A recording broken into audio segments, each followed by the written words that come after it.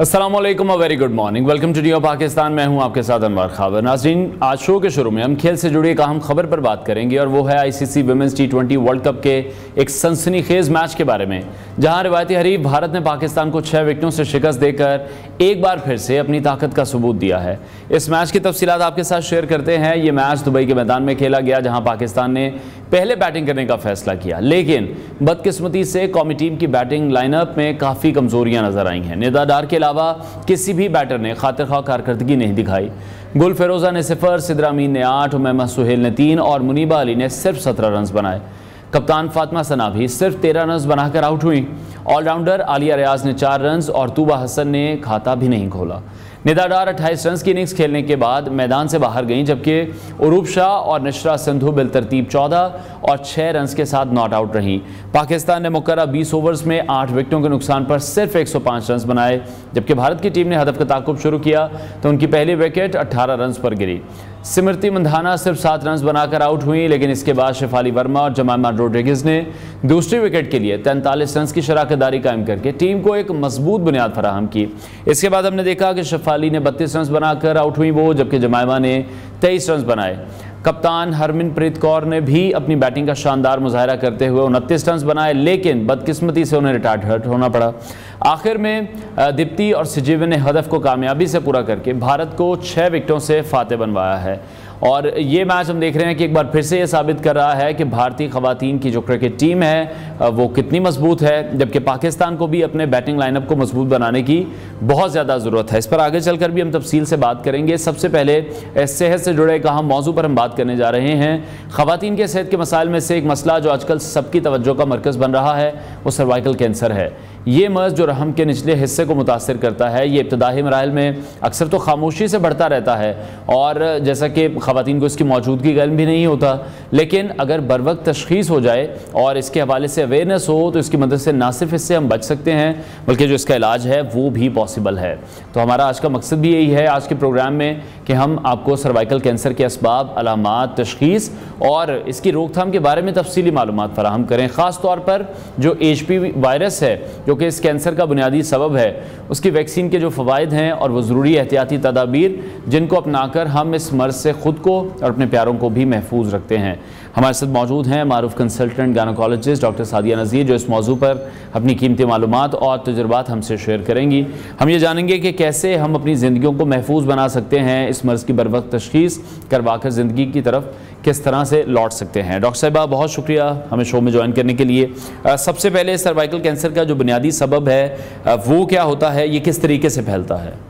अस्सलाम वालेकुम। जो सर्वाइकल कैंसर है बेसिकली जैसे आपने बताया कि यूट्रस का जो माउथ है, ओपनिंग है, वहाँ का कैंसर है। और जो रूटीन हम वेजाइनल एग्जामिनेशन जब भी ख़वातीन करवाती हैं तो बहुत इजीली वो डॉक्टर उसको देख सकते हैं। तो ये इस चेकअप करवाने के लिए भी ये कोई ख़ास बहुत बड़ा मुआयना, मुश्किल मुआयना नहीं है। क्लिनिकल एग्जामिनेशन पर ही आप इसको ट्रीट कर सकते हैं, इसको देख सकते हैं। दूसरी बात यह है कि इस सर्वाइकल कैंसर पर बात करना इसलिए बहुत ज़रूरी है क्योंकि ये पाकिस्तान में तीसरा बड़ा कैंसर है। लेकिन अगर एज ब्रैकेट देखी जाए यंग खवातीन की, जो कि आप 15 से लेके 44 इयर्स तक एज कर लें, तो उसमें ये 2nd नंबर पर कॉमनेस्ट कैंसर है। और ये वो वाहिद खवातीन का कैंसर है जो प्रिवेंटेबल है, जिसके लिए कुछ स्क्रीनिंग प्रोटोकॉल मौजूद है। इसके अलावा और कोई खवातीन का ऐसा कैंसर नहीं है जिसको हम वक्त से पहले तशख़ीस कर लें और उसका इलाज कर लें और उसे कैंसर में तब्दील होने से बचा लिया जाए। ठीक है।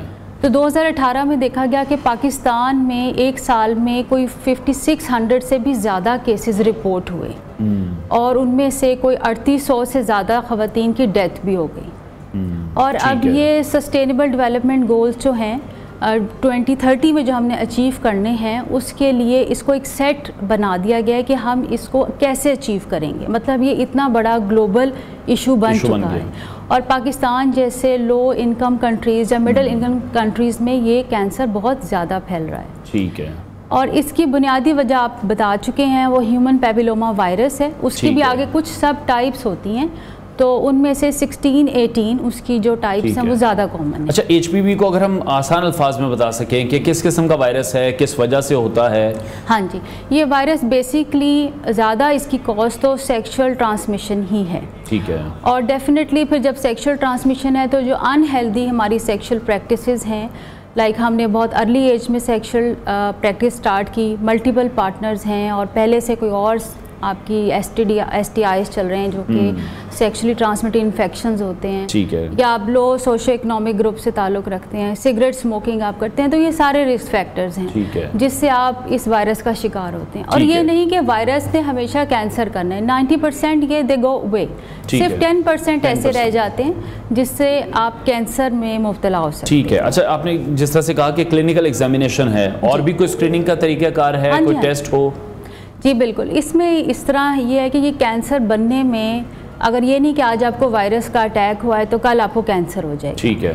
ये takes 10 to 20 years to develop. इसीलिए इस दौरान में अगर ख़वातीन बाकायदगी से स्क्रीनिंग करवाती रहें तो वो बहुत जल्दी प्री कैंसर स्टेज में पिक हो जाएंगी। उसको कहा जाता है पैप स्मेयर लेना, लिक्विड बेस साइटोलॉजी के थ्रू आप स्मेयर्स लेना, और ये बहुत ईजी और बहुत चीप प्रोसेस है। ठीक है। इसमें ख़वातीन हम यूजली इसको 21 ईयर्स पे इनरोल करना चाहिए, और उसके बाद 3 ईयरली या 5 ईयरली इसको आप अपना रूटीन पे आके चेकअप करवाएं। यानी कि ऑन अ सेफर साइड 3 से 5 साल बाद आप चेकअप करवा। बिल्कुल। ठीक है। चेकअप करवाते हैं, फिर हम स्मेयर्स लेते हैं, और स्मेयर यूजुअली एक साइटो ब्रश होता है, बिल्कुल बहुत सॉफ्ट सा नायलॉन का, उससे हम ब्रश से टेस्ट लेते हैं और वो लैब में भेज देते हैं। ठीक है। ट्रेडिशनल तरीका एक प्लास्टिक कैनुल, प्लास्टिक का आप कह लें स्टिक सी थी, उससे भी लिया जाता था, जो अभी भी कॉमन है।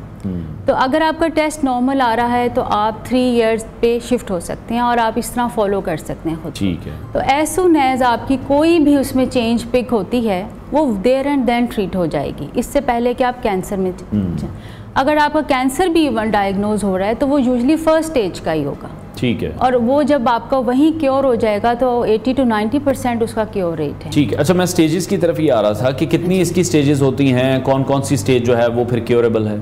देखिए, बेसिकली हर कैंसर अगर स्टेज 1 में ही क्योर हो रहा है तो उसकी ज़्यादा लाइफ एक्सपेक्टेंसी ज़्यादा है। और इसीलिए सर्वाइकल कैंसर की जो सबसे इम्पोर्टेंट बात यही है कि इसका एक प्रॉपर स्क्रीनिंग प्रोग्राम है।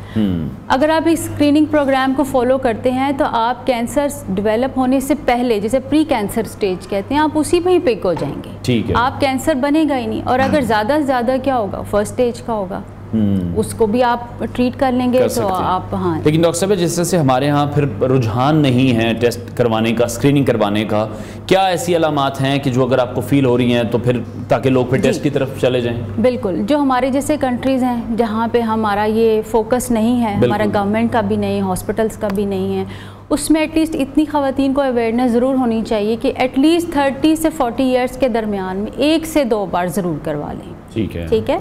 और आप उसको अगर आप एक बार करा लेंगे तो आप उसको 5 ईयरली या 10 ईयरली, इवन आप 3 ईयरली भी करा लें तो अच्छा है आपके लिए, उसको फॉलो कर सकते हैं। अलामात इसकी यही होती हैं जो यंग एज ख़वातीन हैं कि सेक्शुअल रिलेशनशिप के बाद ब्लीडिंग होना, इर्रेगुलर ब्लीडिंग होना, और इसके अलावा कोई फाउल स्मेल, वेजाइनल डिस्चार्ज है। ये सारे के सारी अलामात हैं जो कि आपको ख़वातीन को जो नोटिस करती हैं कि हमें ये हो रहा है तो उन्हें चेकअप के लिए आना चाहिए। ठीक है। और इसके जो वैक्सीन है, HPV के लिए वैक्सीन है, वो कितनी मौसर है? किस उम्र की हम ख़वातीन जो हैं उनको फिर वो लगवा लेनी चाहिए? हाँ जी, जो इसके लिए जो वैक्सीन्स अवेलेबल हैं, वो पहले तो एक वैक्सीन आई थी वो सिर्फ 2 टाइप्स को कवर कर रही थी, लेकिन अब जो वैक्सीन्स हैं वो 4 या 9 वायरसेस की जो टाइप्स हैं उन्हें कवर करती हैं। गार्डासिल के नाम से आती है। ठीक है। और एक गार्डासिल वो है जो 4 टाइप्स को कवर करती है, और एक है जो 9 को कवर करती है। इनकी प्राइस डेफिनेटली डिफरेंट है। तो ये 9 to 14 ईयर्स की एज में स्टार्ट करनी चाहिए, और 2 डोजेज़ इसकी होती हैं। ठीक है। अगर आप थोड़ा लेट हो गए, लाइक 15 to 26 ईयर्स तक, तो आप इसकी 3 डोजेज़ लगवानी पड़ेंगी। और ये आपको जो मेजर कॉजेज़ हैं कैंसर की, जो टाइप्स हैं, उन सबको ये कवर कर लेते हैं। यानी कि आप ये कह रही हैं कि जो भी बच्चियां हैं इस एज ग्रुप में, उन्हें ये लगवा लेनी चाहिए, इसका कोई नुकसान नहीं है? नुकसान जो अभी तक इसके सामने आया वो यही है, जो इंजेक्शन रिलेटेड आपने लगाया, कोई सोजिश हो गई, कोई फीवर हो गया या कोई एलर्जी होगी, अभी तक इतना ही है। या कोई जो रेयर चीज़ें नोट की गई कि आपको थोड़ा फेंट हो गए 15 मिनट के बाद थोड़ी देर के लिए, बस वैसा ही है, और कोई मेजर साइड इफ़ेक्ट्स अभी नोट नहीं हुए। लेकिन अगर हम जब रिस्क बेनिफिट रेशो की बात करते हैं तो डेफिनेटली आपको बेनिफिट्स पर ज़्यादा फोकस करना चाहिए। ठीक है, हो गए लाइक 15 एंड टू 26 ईयर्स तक तो आप इसकी 3 डोजेस लगवानी पड़ेंगी, और ये आपको जो मेजर कॉजेज़ हैं कैंसर की, जो टाइप्स हैं, उन सबको ये कवर कर लेते हैं। यानी कि आप ये कह रही हैं कि जो भी बच्चियां हैं इस एज ग्रुप में उन्हें ये लगवा लेनी चाहिए, इसका कोई नुकसान नहीं है। नुकसान जो अभी तक इसके सामने आया वो यही है, जो इंजेक्शन रिलेटेड आपने लगाया, कोई सोजिश हो गई, कोई फीवर हो गया या कोई एलर्जी होगी, अभी तक इतना ही है। या कोई जो रेयर चीज़ें नोट की गई कि आपको थोड़ा फेंट हो गए 15 मिनट के बाद थोड़ी देर के लिए, बस वैसा ही है, और कोई मेजर साइड इफ़ेक्ट्स अभी नोट नहीं हुए। लेकिन अगर हम जब रिस्क बेनिफिट रेशो की बात करते हैं तो डेफिनेटली आपको बेनिफिट्स पर ज़्यादा फोकस करना चाहिए। ठीक है। जी, तो ये जो प्रिवेंशन है ना बेसिकली, जिसमें आप अपनी हेल्दी सेक्शुअल प्रैक्टिसेस हैं, आपकी वैक्सीनेशन है और स्क्रीनिंग प्रोग्राम, अगर इन तीनों पे फोकस करें तो इंशाल्लाह ये क्योरेबल है। ठीक है। और प्रिवेंटेबल बल्कि कहना चाहिए। जब किसी को भी सर्वाइकल कैंसर डायग्नोस हो जाता है उसके बाद क्या प्रोसीजर है, कौन से मराहल से गुजरना पड़ता है? सेम एज अदर कैंसर को जिस तरह से ट्रीट किया जाता है, कीमोथेरेपी है या कोई डिफरेंट पैटर्न है? जी बिल्कुल। फिर यह है कि वाइड रेंज ऑफ, आपको पता है कि सर्जरी भी आती है, कीमोथेरेपी, रेडियोथेरेपी भी है, और डेफिनेटली फिर वो क्वालिटी ऑफ लाइफ काफ़ी डिस्टर्ब हो जाती है, क्योंकि कैंसर बस जब वो, अगर आप इसको इग्नोर कर देंगे तो फिर ये जब बहुत वाइड स्प्रेड हो जाएगा तो ये आपके पूरे बॉडी को मुतासिर करेगा। जी, और फिर उससे क्योर होना बहुत मुश्किल है। 5 ईयर सर्वाइवल रेट्स फिर बहुत कम हो जाते हैं। ठीक है। अच्छा, कौन सा इलाज का जो तरीका है वो आज सबसे ज़्यादा आपको लगता है कि वो उसमें फिर कामयाब है? कौन सी ऐसी थेरेपी है? कीमो है, रेडियोथेरेपी है, सर्जरी है? किसके सबसे ज़्यादा बेटर रिजल्ट्स या अर्ली रिजल्ट्स आए हैं? देखिए, ये तो आप स्टेज पे डिपेंड करता है। ठीक है। अगर आप फर्स्ट स्टेज पे, अर्ली स्टेज पर आ गए हैं तो उसकी सर्जरी और रेडियोथेरेपी ये मिलके आपको इफ़ेक्टिव हो सकते हैं। लेकिन वंस आपकी बात कि अब आप सर्जरी की रेंज से भी निकल गए हैं, आप खाली रेडियोथेरेपी पे उस पर चले गए हैं, फिर वो चीज़ें आपके आउट ऑफ कंट्रोल हो जाती हैं, क्योंकि फैल जाता है आगे, यूरिनरी ब्लैडर है, यूरेटर्स हैं, पीछे रेक्टम है, तो ये सब चीज़ें इन्वॉल्व होना शुरू हो जाती हैं, फिर आपकी क्वालिटी ऑफ लाइफ नहीं रहती। ठीक है। डॉक्टर साहब, आप समझती हैं कि अवेयरनेस पर अच्छा खासा इस पर काम हो रहा है, गवर्नमेंट कर रही है, या अगर हम सोशल इदारों की भी बात करें तो इस पर उतना काम हो रहा है, या जो भी ख़वातीन हैं अगर वो डॉक्टर्स के पास जा रही हैं, गायनेकोलॉजिस्ट को जब भी वो विज़िट करती हैं किसी पूरे पाकिस्तान में किसी भी जगह, तो वहाँ पर उन्हें अवेयरनेस इस हवाले से दी जा रही है कि आप ये भी टेस्ट लाजमी करवाएं? देखिए, कि आपको पता था आज इस प्रोग्राम से पहले कि नहीं? बिल्कुल नहीं। इसका मतलब यह है कि हम सिर्फ इंडिविजुअल बेसिस पे काम कर रहे हैं। वो ख़वातीन जो किसी मसले के साथ आती हैं और हमें लगता है कि इनका पैप टेस्ट होना चाहिए या इनकी कोई बायोप्सी होनी चाहिए, तो वो हम करते हैं। ठीक है। और हम अपने डॉक्टर्स के लेवल पे वर्कशॉप्स करते हैं, लेकिन एक प्रॉपर, अगर जैसे आपको बच्चों के इम्यूनाइजेशन प्रोग्राम का पता है कि जब बच्चा पैदा होता है तो उसको एक स्केड्यूल से गुजरता है वैक्सीन, ऐसी अवेयरनेस होनी चाहिए ना एक ऐसे कैंसर के लिए जो उसी तरह ही वैक्सीनेशन से जिससे बचा जा सकता है। ठीक है। तो इस लेवल की नहीं है, और कोई एक ऐसा इदारा या कोई ऐसी NGO या वट एवर गवर्नमेंट का कोई होना चाहिए जो इसको मॉनिटर करे कि ये हर हॉस्पिटल में अप्लाई हो रहा है। ठीक है। और ये इसको मतलब इसको मॉनिटरिंग की बहुत ज़रूरत है, बहुत ज़्यादा काम हम इंडिविजुअल लेवल पर कर रहे हैं, बस इतना। ठीक है। अच्छा, ख़वातीन कौन सी अपनी सेहत के हवाले से फिर एहतियाती तदाबीर वो इख्तियार करें इस मर्ज से जितना वो बच सकें?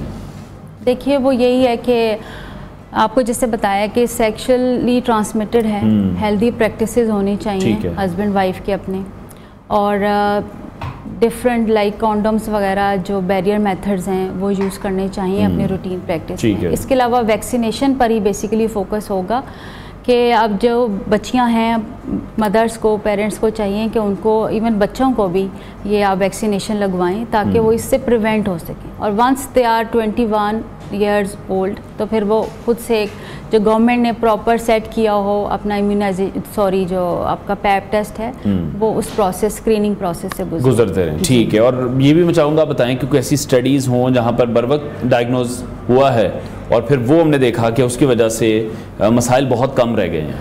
ऑफ कोर्स ये तो हमारी डे टू डे प्रैक्टिस में होता है। लाइक हमने किसी पेशेंट को पिक किया, उसका हमने देखा कि ये इसको पैप टेस्ट होना चाहिए, हमने उसकी पैप टेस्ट किया और उसके ऊपर प्री कैंसरस लीजन आ गई और हमने उसको वहीं पर उसको ट्रीट कर दिया। तो ये तो हमारी प्रैक्टिस में होता है, क्योंकि गवर्नमेंट हॉस्पिटल्स में पेशेंट इन्फ्लक्स बहुत ज़्यादा है, आप वहाँ तो पेशेंट बहुत आ जाते हैं, लेकिन इससे वही बात है कि इससे गुजारा नहीं होगा, उससे कहीं गुना ज़्यादा वो ख़वातीन आती हैं जिनका फैल चुका होता है। हम जस्ट बायोप्सी करते हैं, उससे कंफर्म करते हैं और देन रेडियोथेरेपी के लिए रेफर करें, वो सर्जरी की रेंज से भी आउट होते हैं। ठीक है, ज़्यादा तो ऐसे ही। और जो वैक्सीन है वो इजीली अवेलेबल है, महंगी है, या उसका क्या? हाँ जी, वैक्सीन वही बात है कि वैक्सीनेशन की अवेलेबिलिटी भी तो फिर एक इशू है जी, और उसकी अफोर्डेबिलिटी। लाइक इनकी रेंज आप कह सकते हैं कि जो 4 कवर कर रही है उसकी टाइप्स को, वो 5000 से लेके 7-8,000 तक मिल सकती है, और वो जो 9 को कवर कर रही है वो 20,000 की भी हो सकती है। तो हाँ, आप कर भी सकते हैं अफोर्ड, अगर जो लगवाना चाहें वो 3 लेकिन जब हम ओवरऑल बात करते हैं पूरे पाकिस्तान में रहने वाले लोगों की, फिर ज़रा सा मुश्किल है। तो उसमें अगर जिस तरह से आपने ही खुद ही मिसाल दी कि जब बच्चा पैदा हो रहा है उसकी एक वैक्सीनेशन है, तो वो तो फ्री होती है, वो गवर्नमेंट की तरफ से है। लेकिन जब तक अवेयरनेस इस तरह से नहीं होगी, वैक्सीन हम सस्ती नहीं करेंगे या फ्री नहीं करेंगे, तो लोग किस तरह से लगवाएंगे? टारगेट होना चाहिए ना गवर्नमेंट का कि कैसे फ्री अवेलेबल उसको करना है, फ्रीली अवेलेबल, और थोड़ा उसको आपकी अफोर्डेबिलिटी की रेंज में लेके आना है। ये ज़ाहिर है ये सारे बैरियर्स हैं जो क्रॉस करने पड़ेंगे। लेकिन अवेलेबिलिटी आप ये समझती हैं कि प्राइवेटली भी अगर कोई लगवाना चाहता है तो फिर अवेलेबिलिटी इजी है, कोई उसमें मसला नहीं है? आप उसको ऑर्डर कर सकते हैं, बहुत सारी जो कंपनीज हैं वो इसको आपको मंगवा देती हैं, वो तो इशू नहीं है। ठीक है, बहुत शुक्रिया doctor Sadia Naseer, consultant gynaecologist, हमारे साथ इन कॉन्वर्सेशन थी। उम्मीद करते हैं नाज़रीन कि जो डिटेल्स हमने आपके साथ शेयर की हैं वो आपके लिए बहुत कारआमद रहेंगी, मुफीद रहेंगी। और यहाँ देखने की ज़रूरत है कि हुकूमत की तरफ से इस पर फोकस होना चाहिए। हुकूमत को चाहिए कि अवेयरनेस के हवाले से भी काम किया जाए, लोगों को इस हवाले से जो वैक्सीन है वो भी जो आम नर्ख हैं उस पर मुहैया होनी चाहिए। अगर हम टेस्ट की बात करते हैं, स्क्रीनिंग भी यहाँ पर सस्ती होनी चाहिए। तो उम्मीद करते हैं कि आज का जो सेगमेंट है वो आपके लिए भी काफ़ी मुफीद रहा होगा। आगे बढ़ते हैं और एक एंटरटेनमेंट के हवाले से आपके साथ एक ख़बर हम शेयर करने जा रहे हैं। हिंदुस्तान में ये वाक़या पेश आया है जहां हमने देखा कि सोशल मीडिया पर ये वाक़या बहुत ज़्यादा इस वक्त ट्रेंड करता हुआ दिखाई दे रहा है, जहां जहाज़ के ये मनाजिर हैं, पायलट यहाँ पर मौजूद हैं, मुसाफिर यहाँ पर मौजूद हैं, लेकिन क्या ऐसी वजह है कि जो परवाज़ है ये उड़ान नहीं भर रही है, और उसकी जो वजूहात हमें बताई गई हैं, पायलट की जानिब से इनकार कर दिया गया है और तमाम मुसाफिर उस वक्त मौजूद थे जहाज़ के अंदर। तो ये पायलट की तरफ से ये कहा गया है कि अब वो जहाज़ नहीं उड़ा सकता। ये वाक़या पुणे से बेंगलुरु जाने वाली इंडिगो की परवाज़ का है। रिपोर्ट के मुताबिक जहाज़ ने उड़ान भरने से पहले ही 5 घंटे तक ताख़ीर का सामना किया है, और इस दौरान जब देखा कि आखिरकार पायलट ने जहाज़ उड़ाने की कोशिश की है तो उसने ये कहते हुए इनकार कर दिया कि उसकी ड्यूटी का वक्त ख़त्म हो चुका है। ये सुनकर जहाज़ में मौजूद मुसाफिरों में भी गम व गुस्सा पैदा हो गया, और जिसके मनाजिर आप इस वक्त नियो की स्क्रीन पर मुलाहिज़ा भी कर रहे हैं। सोशल मीडिया पर यह वीडियो काफ़ी वायरल हुई है, जिसमें लोग हमें काफ़ी गुस्से में दिखाई दे रहे हैं, क्योंकि पायलट की तरफ से कहा गया कि उसकी ड्यूटी का वक्त ख़त्म हो चुका है। एक मुसाफिर तो पायलट से बाहर निकलने का भी मुतालबा कर रहा था, जबकि दूसरी खातून मुसाफिर ने कहा कि एयरलाइन की जानिब से गैर जिम्मेदाराना रवैया है, जो कि दरवाजे बंद कर देते हैं क्योंकि उनके पास सूरत हाल का कोई जवाब नहीं होता। लेकिन यहाँ पर एक बहुत इंपॉर्टेंट ये है कि इस वाक़े के बाद सोशल मीडिया सार्फिन ने एयरलाइन इंतज़ामिया को भी शदीद तनकीद का निशाना बनाया। उन्होंने कहा कि ऐसी सूरत हाल में एयरलाइन की जानिब से मुसाफिरों के हुकूक की पामाली की गई है, जबकि एयरलाइन इंतज़ामिया ने बाद में वजाहत ये की है कि यह कानून में मौजूद है कि पायलट इजाफी ड्यूटी नहीं कर सकता, और ये सब कुछ मुसाफिरों की हिफाजत को यकीनी बनाने के लिए किया गया है। उनका यह कहना है कि पायलट का काम इंसानियत की खिदमत करना है, और अगर उसकी सेहत या ड्यूटी के वक्त में कोई मसला हो तो उसका इनकार करना भी बिल्कुल जायज़ है, क्योंकि ये सोचने की बात है कि अगर एक पायलट जो जहाज़ उड़ा रहा है वो अपनी ड्यूटी के वक्त भी मुस्तैद नहीं है तो ये फिर मुसाफिरों की ज़िंदगियों के लिए कितना ख़तरनाक हो सकता है। ये मुसाफिरों को समझने की भी ज़रूरत है। जो ये वाक़या हुआ नाखुशगवार वाक़या था, लेकिन उम्मीद यही की जाती है एयरलाइन से भी कि इस तरह के मामलात को भी संजीदगी से लें और मुसाफिरों की जो हिफाजत है उसको भी हमेशा पहले रखा जाए। मनाजिर भी देख रहे हैं आप न्यू की स्क्रीन पर, इस वक्त काफ़ी यहाँ पर हंगामा भी बरपा हुआ। ब्रेक लेते हैं नाज़रीन, ब्रेक के बाद आपको दोबारा ज्वाइन करेंगे।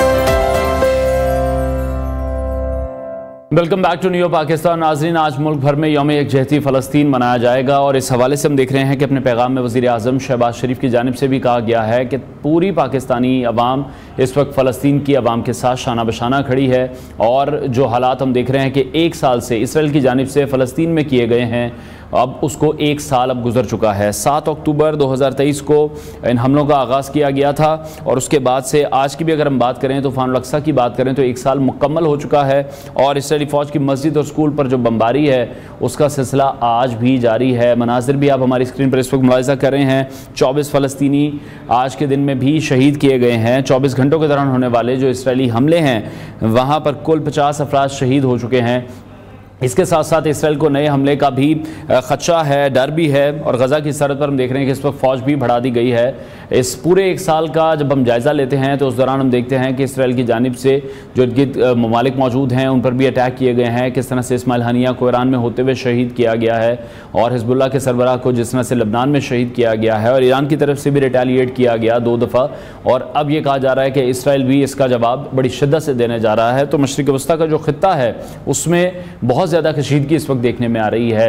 अक़वाम मुत्तहिदा की अगर हम बात करते हैं, अक़वाम मुत्तहिदा की जितनी भी करारदादें हैं, इसराइल किसी भी करारदाद पर अमल नहीं कर रहा है। सीज़ फायर के माहदे पर बात की जाती है लेकिन सीज़ फायर फिर भी नहीं किया जाता है। बहुत से ममालिक की तरफ से कोशिश भी की जा रही है लेकिन इसराइली जो वज़ीर आज़म हैं उनकी तरफ से जो स्टेटमेंट सामने आ रही हैं वो कह रहे हैं कि हर सूरत में इसराइल का दिफा किया जाएगा, हर सूरत में हिज़्बुल्लाह को ख़त्म किया जाएगा, ईरान को जवाब दिया जाएगा, लबनान पर अटैक किए जाएंगे। और जिस तरह से पेजर हमले इसराइल की तरफ से लबनान में किए गए हैं उसके बाद एक नई जो जंग थी उसका भी आगाज़ हम देख रहे हैं। इसी तरह लबनान के टीवी अल-मनारका के दफ्तर पर भी अटैक किया गया है, उसको तबाह कर दिया गया है, इसराइली फ़ज़ाइया की तरफ से दावा किया गया है।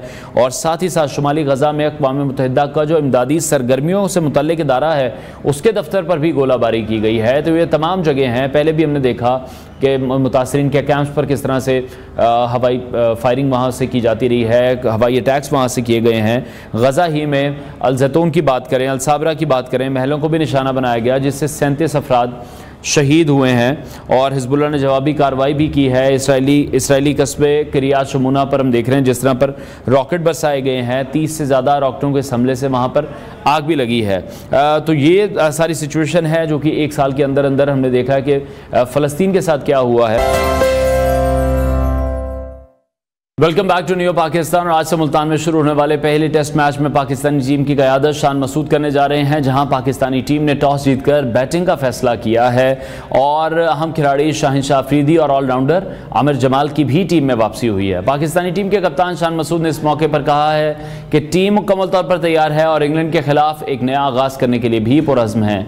इस अहम मैच के लिए पाकिस्तान की प्लेइंग 11 में सिर्फ एक स्पिनर अबरार अहमद को शामिल किया गया है जो कि पिछली सीरीज़ में भी अपनी शानदार कारकर्दगी से नुमाया रहे थे। इसके साथ साथ शाहीन आफरीदी और नसीम शाह पाकिस्तान के फास्ट बॉलिंग अटैक की क़यादत करेंगे, जबकि आमिर जमाल बतौर ऑलराउंडर अपनी बैटिंग और बॉलिंग की सलाहियतों के साथ टीम को मज़ीद तक़वियत देंगे। मुल्तान टेस्ट की पिच को फास्ट बॉलर्स के लिए साजगार समझा जा रहा है और इसी वजह से ही हम देख रहे हैं कि एक स्पिनर खिलाने का फैसला किया गया है। दूसरी तरफ इंग्लैंड की टीम ने भी एक मुतवाज़न स्क्वाड मैदान में उतारने का ऐलान किया है जिसमें कई अहम खिलाड़ी शामिल हैं, अगरचे उनके कप्तान बेन स्टोक्स इंजरी के बायस मैच का हिस्सा नहीं बन सकेंगे। पाकिस्तान की प्लेइंग 11 में शान मसूद हैं, अब्दुल्ला शफीक हैं, बाबर आजम, साउद शकील, मोहम्मद रिजवान जो कि विकेट कीपर भी हैं, सलमान अली आगा, आमिर जमाल, शाहीन अफरीदी, नसीम शाह और अबरार अहमद शामिल हैं। कप्तान शान मसूद ने इस बात पर जोर दिया कि टीम ने इंग्लैंड के खिलाफ गुज़श्ता सीरीज़ की गलतियों से सीखना है और इस बार वो उन गलतियों को दोहराने से बचने की भरपूर कोशिश करेंगे। उन्होंने कहा कि टीम ने माजी में कई मौके ज़ाया किए लेकिन इस सीरीज़ में टीम पूरी तवज्जो और हिकमत अमली के साथ मैदान में उतरेगी। शान मसूद कह रहे हैं कि इंग्लैंड की टीम के कप्तान बेन स्टोक्स इंजरी के बायस पहले टेस्ट में शामिल नहीं होंगे, ताहम इंग्लैंड की टीम फिर भी एक मतवाजन और मजबूत स्क्वाड के साथ मैदान में उतर रही है और उनके मुताबिक इंग्लैंड के पास ऑलराउंडर्स की जो मौजूदगी है, 2 स्पिनर्स हैं, तवील बैटिंग लाइन की वजह से उनकी टीम काफ़ी मुस्तहकम दिखाई दे रही है और यकीनी तौर पर एक दिलचस्प मुकाबला होने की भी उम्मीद है। शान मसूद ने आमिर जमाल की टीम में शमूलियत पर भी रोशनी डाली और कहा कि उनकी मौजूदगी से भी जो फास्ट बॉलिंग है, बैटिंग है, दोनों में बेहतरी आएगी। पाकिस्तान की टीम ने बांग्लादेश के खिलाफ सीरीज से बहुत कुछ सीखा है कि 7 नंबर के बाद रन्स बनाना कितना ज़रूरी है। इसी वजह से आमिर जमाल जैसे ऑलराउंडर की शमूलियत बहुत ज़्यादा इंपॉर्टेंस भी रखती है। स्पोर्ट्स एनालिस्ट अहमद कुरैशी ने भी ज्वाइन किया है, उनसे इस हवाले से हम मजीद बात करेंगे। अहमद, बहुत शुक्रिया आपके वक्त के लिए। सबसे पहले तो पाकिस्तान के इस डिसीजन को किस तरह से आप देख रहे हैं? टॉस जीतकर पहले बैटिंग का फैसला किया पाकिस्तानी टीम ने। देखिए, अभी आप खुद ही इंट्रो में बता रहे थे कि पाकिस्तान जो पिच है वो बॉलिंग फ्रेंडली ज्यादा नजर आ रही है, और हमने पिछले कुछ दिनों में देखा है कि जो तस्वीरें आ रही थी मुल्तान क्रिकेट स्टेडियम की और खासतौर पे पिच की, वो तो बॉलिंग कंडीशंस को सूट करती हुई नजर आ रही थी। लेकिन उसके बावजूद पाकिस्तान क्रिकेट टीम ने टॉस जीत के बैटिंग का फैसला किया है। अब अल्लाह जाने शान मसूद के माइंड में क्या चल रहा होगा। मेरे ख्याल में तो बॉलिंग के लिए ही जाना चाहिए था, और हमेशा से हमारी स्ट्रेंथ बॉलिंग ही रही है। सो अब देखते हैं कि क्या होता है। ठीक है, अच्छा, अभी प्लेइंग 11 में आमिर जमाल की जो शमूलियत है उसको आप किस तरह से देख रहे हैं? और जब ऑस्ट्रेलिया की सीरीज हुई थी उन्होंने बॉलिंग भी जबरदस्त की थी, उन्होंने बैटिंग भी बड़ी कमाल की थी। देखिए, बिल्कुल किसी भी फॉर्मेट में, चाहे वो टेस्ट क्रिकेट हो, ओडीआई हो या फिर T20 हो, ऑलराउंडर का होना बहुत जरूरी है। और हमने देखा है कि पिछले 2-2.5 साल 3 साल से पाकिस्तान ने बहुत ज्यादा स्ट्रगल किया है ऑलराउंडर्स को लेके। तो जो आपके पास ऑलराउंडर्स अवेलेबल हैं, एटलीस्ट उनको तो प्रॉपर अपॉर्चुनिटी और चांस दें। आई थिंक कि बिल्कुल आपने ठीक मेंशन किया है कि आमिर जमाल ने आउटस्टैंडिंग परफॉर्म किया था ऑस्ट्रेलिया के टूर पे, चाहे वो बॉलिंग हो, बैटिंग हो, और उसके बाद उसको टीम से बाहर करना मेरी समझ से बाहर है। हाँ, उसको एक इंजरी थी, लेकिन उससे रिकवर हुए हुए भी और उससे ठीक हुए हुए भी उसको आई थिंक काफी टाइम हो गया। बांग्लादेश के अगेंस्ट उसको नहीं खिलाया गया।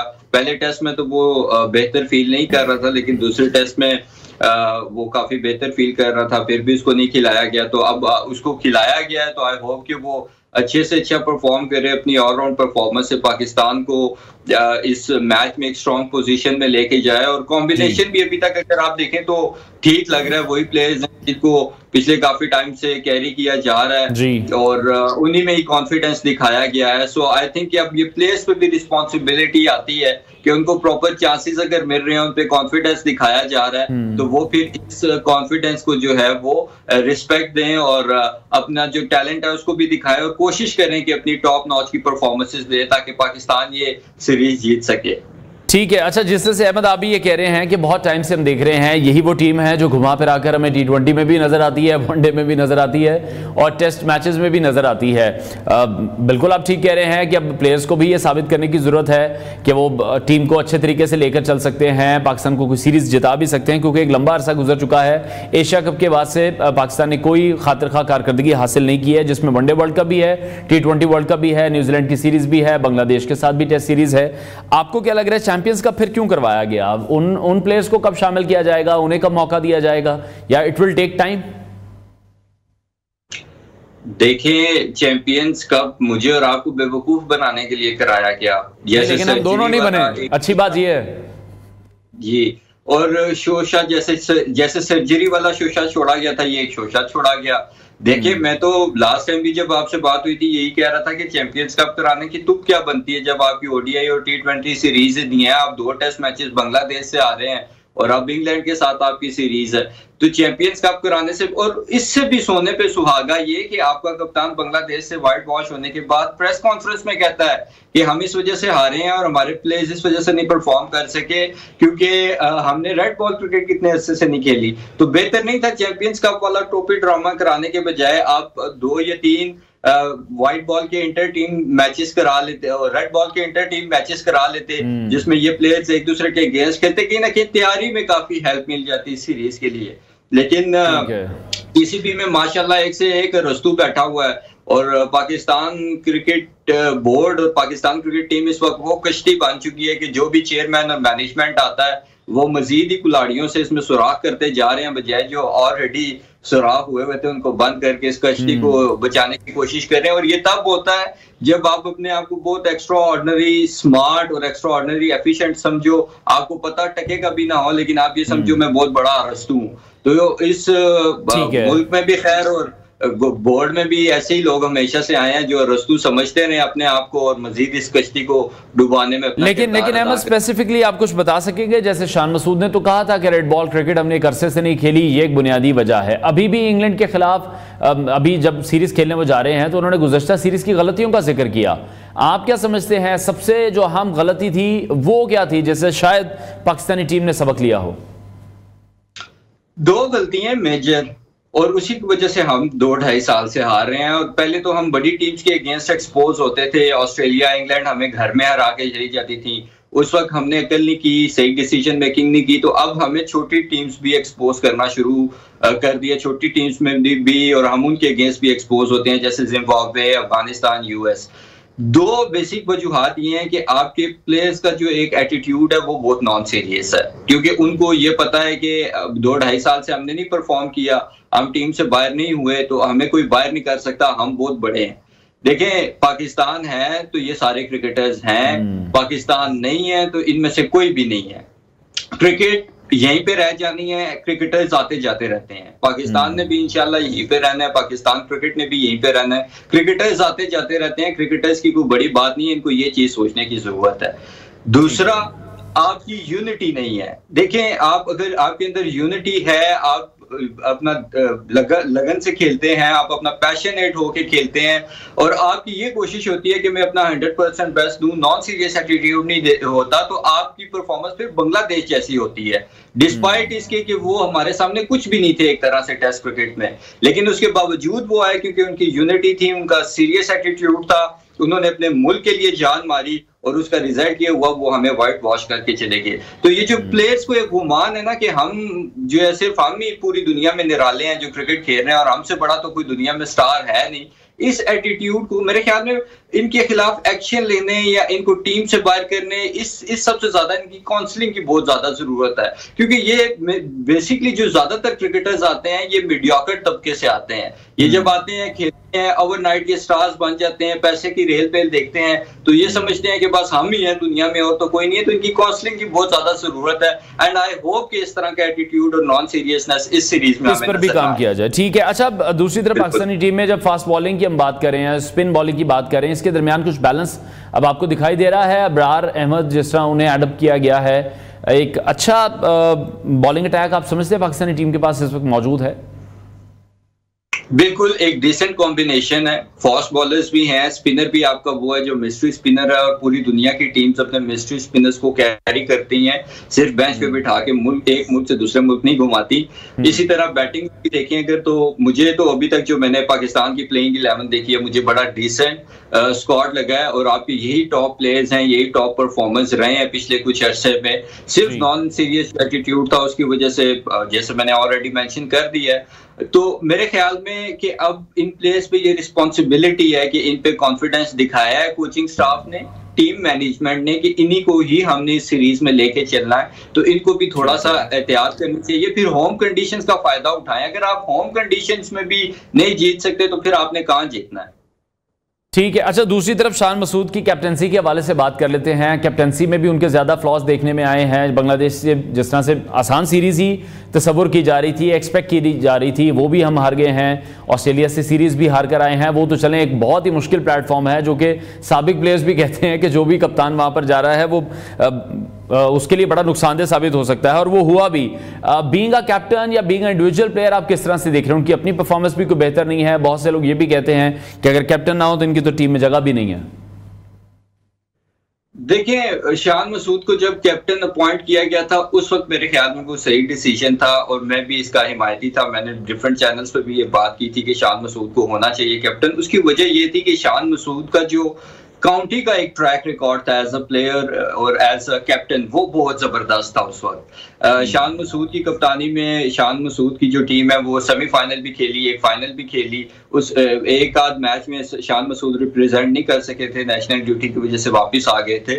तो मेरे ख्याल में वो बड़ा जबरदस्त उस वक्त डिसीजन था। अब यहाँ पे आके शान मसूद को एकदम से क्या हुआ, इंटरनेशनल लेवल की जब उनको कैप्टेंसी मिली तो उनकी कैप्टेंसी तो डाउनफॉल का शिकार हुई, लेकिन पहले जो वो परफॉर्म कर देते थे एज ए इंडिविजुअल प्लेयर, वो भी उनकी परफॉर्मेंस का डाउनफॉल का शिकार हुई है। और आई थिंक शान मसूद को एक इनफ पीरियड ऑफ टाइम मिला है कि जिसमें उनको अपने आप को प्रूव कर देना चाहिए था। अब आप देखें कि इतने सारे टेस्ट मैचेस में और इतनी सीरीज में एक कप्तान एक टेस्ट मैच ना जीत सके, तो फिर क्वेश्चन मार्क्स तो हैं उसकी कप्तानी पे कि उसका क्या टीम पे कंट्रोल नहीं है, क्या उसको कप्तानी के लिए बे नहीं पता, ये क्या रीजंस हैं। मेरे ख्याल में तो अब क्योंकि बाबर भी रिजाइन कर गया है और आपने ओडीआई और T20 का कप्तान कोई देखना ही है, तो बेहतर है फ्यूचर को देखते हुए फिर टेस्ट का भी आप चेंज कर लें, और इन कंट्रोवर्सीज को और इन सारी चीजों को ऐड करें और जिस भी कप्तान को लेके आए फिर लंबे अरसे तक लेके जाए, क्योंकि मुझे ये फील होता है पर्सनली कि शान मसूद की सिमिलर सिचुएशन है बाबर आजम की तरह। क्योंकि आप देखें जैसे बाबर को कप्तानी मिली तो उसकी परफॉर्मेंस डिप हुई, डाउनफॉल का शिकार हुई, वही हाल है इस वक्त शान मसूद का। तो अगर हमें लेकिन फिर अहमद फिर कैप्टन मटेरियल हमारे पास कौन है? कैप्टनसी आखिर करेगा कौन? अगर हमारे पास कैप्टन मटेरियल बाबर भी नहीं है, शान मसूद भी नहीं है, फिर आपको क्या लगता है इस वक्त पाकिस्तानी टीम में जो सबसे स्ट्रॉन्ग कैंडिडेट होगा तीनों फॉर्मेट्स के लिए वो कौन होगा? मुझे तो रिजवान नजर आ रहा है। रिजवान आपका ऐसा प्लेयर है जो तीनों फॉर्मेट्स में है और फिट भी है और ऐसा कप्तान है जो अगले 2 साल 3 साल तक पाकिस्तान क्रिकेट टीम की कप्तानी कर भी सकता है। PSL में भी वो अच्छा कप्तान रहा है। तो उसके अलावा देखें ना, आप किसको बनाएंगे? आप उन प्लेयर्स को तो नहीं बना सकते शादाब वगैरह को जिनकी अपनी कोई परफॉर्मेंस नहीं है 2-2.5 साल से, उनका अपने ऊपर ही तलवार लटक रही है।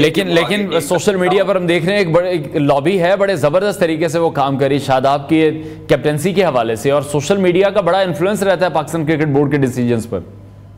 लगता है आपने सिर्फ एक लॉबी देखी है, यहाँ बहुत सारी लॉबीज हैं जिनने क्रिकेट को रिश्ते दिए हुए हैं या रिश्ते किए हुए हैं। वो सब यही चाहते हैं कि हमारा बहनोई बन जाए कप्तान, कोई चाहता है हमारा दामाद बन जाए।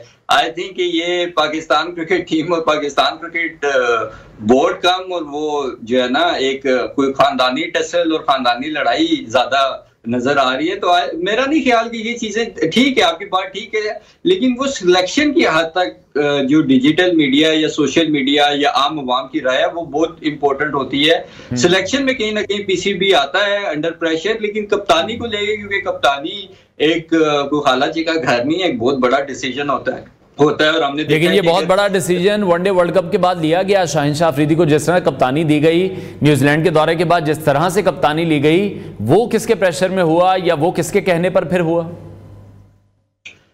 देखिए, वो तो जब आपकी रिजीम चेंज हुई बोर्ड में तो उनको ये लगा कि बाबर के साथ ज्यादती की गई है। मुझे नहीं पता क्यों, हालांकि बाबर को तो पूरा चांस मिला है। बाबर कुछ भी नहीं अचीव कर सका सिवाय उसकी कवर ड्राइव और ODI रैंकिंग और ICC के अवार्ड्स के, जिसका उसको तो फायदा हुआ होगा, शायद पाकिस्तान को तो कोई फायदा नहीं हुआ। दूसरा, शाहीन अफरीदी को कैप्टन बनाना वैसे ही गलत था, क्योंकि एक फास्ट बॉलर है, आपने उसके ऊपर इतना वर्कलोड डाला हुआ है। अब आपको मैं एक सिंपल सी बात बताता हूँ, रबादा है, मॉर्क वुड है, इन प्लेयर्स ने कोई 200, 250, 300 ओवर किए हैं पिछले 2-2.5 सालों में। शाहीन शाह अफरीदी से आपने करा दिए कोई तकरीबन मेरे ख्याल में 700 के करीब ओवर। आपने इतना उस पर वर्कलोड डाला हुआ है कि पिछले कुछ अरसे में खुदा के बंदो, एक फास्ट बॉलर है, ऑलरेडी आपको उसको रेस्ट देना चाहिए, कुछ मैचेस में बिठाना चाहिए, खासतौर पे जो छोटी टीम्स है, नो डिसरिस्पेक्ट टू एनीवन, लेकिन जो इतनी स्ट्रॉन्ग टीम्स नहीं है, आपने उल्टा उसको कप्तानी भी दे दी, फिर वो आपने उसे ले ली, वो सियासत को मल्टीप्लाई बाय 2 कर दिया टीम के अंदर। पॉलिटिक्स तो है, वो तो अगर कोई नहीं मानता तो वो मेरे ख्याल में बेवकूफ है। लेकिन Ahmed, sorry to interrupt you, हमारे पास जरा वक्त भी कम है, मैं इस पॉइंट को क्लियर करना चाहूंगा जहां आप ये कह रहे हैं कि शाहीन का जो वर्कलोड है वो मैनेज नहीं किया जा रहा। आपको क्या लग रहा है कि वो वर्कलोड PCB मैनेज नहीं कर रही या शाहीन भी उसको मैनेज नहीं होने दे रहे? देखें, मेरी बात सुने, प्लेयर्स तो यही चाहता है ना, प्लेयर तो यही चाहता है कि मैं खेलता रहूं, क्योंकि मेरी जगह कोई दूसरा आके परफॉर्म ना कर जाए। एक इनसिक्योरिटी हर प्लेयर में होती है, ठीक है, वो शाहीन में भी कहीं ना कहीं होगी। ये तो टीम मैनेजमेंट का काम है ना। अब जो ग्राउंड पे मौजूद है, चाहे कोचिंग स्टाफ है, चाहे फिजियो है, चाहे मेडिकल बोर्ड है, उनका काम है। अब आप इस चक्कर में कि शाहीन को अगर बाहर किया तो पाकिस्तान हारना चाहिए, किसी तरह हम जीत जाएं। ठीक है, बहुत शुक्रिया स्पोर्ट्स एनालिस्ट अहमद कुरैशी हमारे साथ इन कॉन्वर्सेशन थे। नाज़रीन, ब्रेक लेते हैं, ब्रेक के बाद आपको दोबारा ज्वाइन करेंगे। Welcome back to New Pakistan. अब हम खैबर पख्तूनख्वा के वजीर आला अली मीन गंडापुर की हालिया सरगर्मियों पर बात करेंगे, जो कि 24 घंटों से ज़ायद अरसे तक मंजर आम से गायब रहने के बाद अचानक सुबह असम्बली में पहुंचे। उनकी आमद पर ऐवान में ज़बरदस्त नारेबाजी हुई और उन्होंने अरकान असम्बली से मुलाकात भी की। वजीर आला अली मीन गंडापुर ने असम्बली में खिताब करते हुए कहा कि वो पूरे पाकिस्तान की आवाम को सलाम पेश करते हैं और बानिंग PTI के साथ अवामी हिमायत पर खराज तहसीन भी उन्होंने पेश किया। उन्होंने कहा कि PTI को फॉर्म 45 पर 4.25 करोड़ वोट मिले हैं, मगर उन्हें जलसे करने की इजाज़त नहीं दी गई। अली मीन गंडापुर ने भी कहा कि उन्हें D चौक पर पहुंचने का कहा गया था और उन्होंने वहां पहुंचकर देखा कि इस्लामाबाद पुलिस ने KP हाउस पर धावा बोला। उन्होंने आज इस्लामाबाद को असम्बली के फ्लोर पर आकर माफ़ी मांगने का भी कहा। इस मौके पर याद रहे कि वज़ीर आला की गिरफ्तारी के हवाले से कुछ मुतज़ाद इत्तलात भी थी। वज़ीर दाखिला मोहसिन नकवी ने भी वाज़ेह किया कि वज़ीर आला को किसी इदारे ने गिरफ्तार नहीं किया, बल्कि उनकी KP हाउस से भागने की वीडियो भी मौजूद है। अली अमीन गंडापुर की गुमशुदगी और फिर उनकी वापसी ने एक बार फिर से पाकिस्तान तहरीक इंसाफ के एहतजाजी बयानिए को कहीं ना कहीं मशकूक बना दिया है। अब देखना यह है कि क्या वो इस सूरत हाल में पार्टी को मुस्तहकम कर पाएंगे या फिर ये सिर्फ एक आर्जी गूंज है। इस हवाले से हमें ज्वाइन कर रहे हैं सीनियर रहनुमा पाकिस्तान तहरीक इंसाफ शौकत यूसुफजई। शौकत साहब, बहुत शुक्रिया आपके वक्त के लिए। सबसे पहले तो सवाल यही किया जा रहा है जिसका जवाब शायद लोगों को भी नहीं मिला, किसी के पास भी नहीं है, कि आखिर में अली अमीन गंडापुर थे कहाँ। उनकी तरफ से भी कोई एग्जैक्ट स्टेटमेंट इस हवाले से नहीं दी गई। आपकी बात हुई हो या आपको कोई इन्फॉर्मेशन हो? बिस्मिल्लाहिर्रहमानिर्रहीम, बहुत शुक्रिया। देखिए, ये तो मेरे ख्याल से सबसे पहली बात तो ये है कि जो KP हाउस के ऊपर धावा बोला गया जी, मेरे ख्याल से ये बड़ी ज़्यादती हुई है और ये एक बहुत बड़ी नफरत की बुनियाद रखी जा रही है। और ये मोहसिन नकवी की जो नालायकी वो तो इतनी ज्यादा एक्सपोज हो गई है कि अगर CM वहां मौजूद थे और इनकी पुलिस वहां पहुंची है, बाहर भी खड़ी है, तो अली अमीन गंडापुर खुद कहता है कि मैं पूरी रात KP हाउस के अंदर रहा। इन्होंने दरवाजे भी तोड़े, इन्होंने सब कुछ किया, फिर वहां से वो निकला सुबह और अपनी असेंबली में पहुंचा। तो आप ये अंदाजा लगा लें कि इसकी जो एडमिनिस्ट्रेशन है कितनी नालायक है कि उनको इतने इल्म नहीं हुआ कि एक चीफ मिनिस्टर कैसे निकल के कैसे वहां पहुंचा। सबसे पहली बात तो ये कि आप इसमें हमें खौफ है कि हमारी जो हुकूमत वफाकी वो कितनी बेगम हुकूमत है। अगर खुदा न खास्ता कल कोई 5 दहशतगर्द भी अगर वहां पहुंच गए और इसी तरह घूमते फिरते वापस निकल आएंगे, इनको पता ही नहीं चलेगा। तो ये तो पहली बात तो ये कि इनकी जो एडमिनिस्ट्रेशन है वो तो एक्सपोज हो गई है। दूसरी बात ये है कि मुझे बताया जाए कि KP हाउस पे दावा बोलने का क्या मतलब, क्या तुक बनता है। अगर अली अमीन साहब को गिरफ्तार करना था तो जब वो मोटरवे से उतरते हैं, इस्लामाबाद के अंदर दाखिल होते हैं और इस्लामाबाद से डी चौक तक पहुंचते हैं, अपना वादा पूरा करते हैं, उसके बाद वो KP हाउस आते हैं कि ठीक है जी बस हमने अपना वादा पूरा कर दिया। अब चूंकि वहां रेंजर्स मौजूद थे और फौज मौजूद थी तो हम तो नहीं चाहते थे कि उनके साथ लड़ाई करें और उन्होंने अच्छा डिसीजन किया कि हम इनके साथ लड़ना नहीं चाहते। लेकिन KP हाउस जब वो पहुंच गए तो पार्टी वर्कर्स जो थे वो डी चौक पर मौजूद थे। कहा यही जा रहा है कि एहतजाज के दौरान यूं बेयारो मददगार छोड़कर तमाम पार्टी वर्कर्स को वो कहां पर गायब हो गए, इतना ज्यादा इंपॉर्टेंट काम है क्योंकि वो लीड कर रहे थे। मैं चाहूंगा आप इस पर कमेंट करें। बिल्कुल देखें, वो लीड कर रहे थे, उसके वो उन्होंने खुद कहा है, अब वहां पे वो मौजूद थे, उन्होंने कहा कि अब हम जाते हैं, सब आ जाएं, मैं आपको चाय भी पिलाता हूँ, खाना भी खिलाता हूँ, फ्रेश हो जाएं। और वहां से उसके बाद वो निकले वहां और वो पहुंचे वहां और उसके बाद चूंकि ये खबर फौरन फैली कि जी अली अमीन साहब को गिरफ्तार कर लिया है, KP हाउस पे ऊपर दावा बोला गया, तो ये उसका रद्द-ए-अमल था कि लोग डी चौक में मौजूद रहे। ये रद्द-ए-अमल था पार्टी का कि फिर उन्होंने फैसला किया कि जी हम आप धरना ही देंगे, वरना धरने का तो कोई इरादा ही नहीं था ना। ये तो एक वो था। लेकिन मैं ये समझता हूँ कि एक तो इन्होंने तौहीन अदालत भी की कि अदालत ने ऑलरेडी जमानत दी हुई है अली अमीन गंडापुर साहब को, उसके बाद इन्होंने ये हरकत की है और इसको जाती जंग लड़ाई बना दी है। जाती जंग नहीं बनानी चाहिए, वरना जाती जंग आपको पता है कि फिर बड़ी मुश्किल पड़ेगी उनको। मोहसिन नकवी आज वजीर दाखिला है, कल ये कहाँ छुपेगा? इसका मतलब ये कहाँ वो करेगा, स्टैंड करेगा? ये क्या ये उसके पास उस तरह की फोर्स होगी? फिर ये जाती जंग तो ना बनाए ना। अली अमीन गंडापुर कोई आम आदमी तो नहीं है ना, वो भी तो एक कबीले का सरदार है। तो अगर इस तरह आप जाती करेंगे तो ये इसका फिर नतीजा क्या होगा? तो इसको जाती जंग न बनाए, सियासी जंग है। और मैं अली अमीन गंडापुर को खिराज तहसीन पेश करता हूं कि बिल्कुल शौकत साहब आप दुरुस्त फरमा रहे हैं कि अली अमीन गंडापुर कोई आम इंसान तो नहीं है, वजीर आला KP भी हैं, उनकी एक सियासी कद भी है, लेकिन ये पहली बार नहीं हुआ। दूसरी बार इन्हीं के साथ क्यों हो रहा है कि ये गायब हो जाते हैं, फिर मंजर आम पर आ जाते हैं? गिरफ्तारी के हवाले से जो पार्टी के रहनुमा फिर मुतजाद बयानात दे देते हैं, आपको नहीं लगता कि सोशल मीडिया पर फिर बहुत ज्यादा हाइप क्रिएट हो जाती है?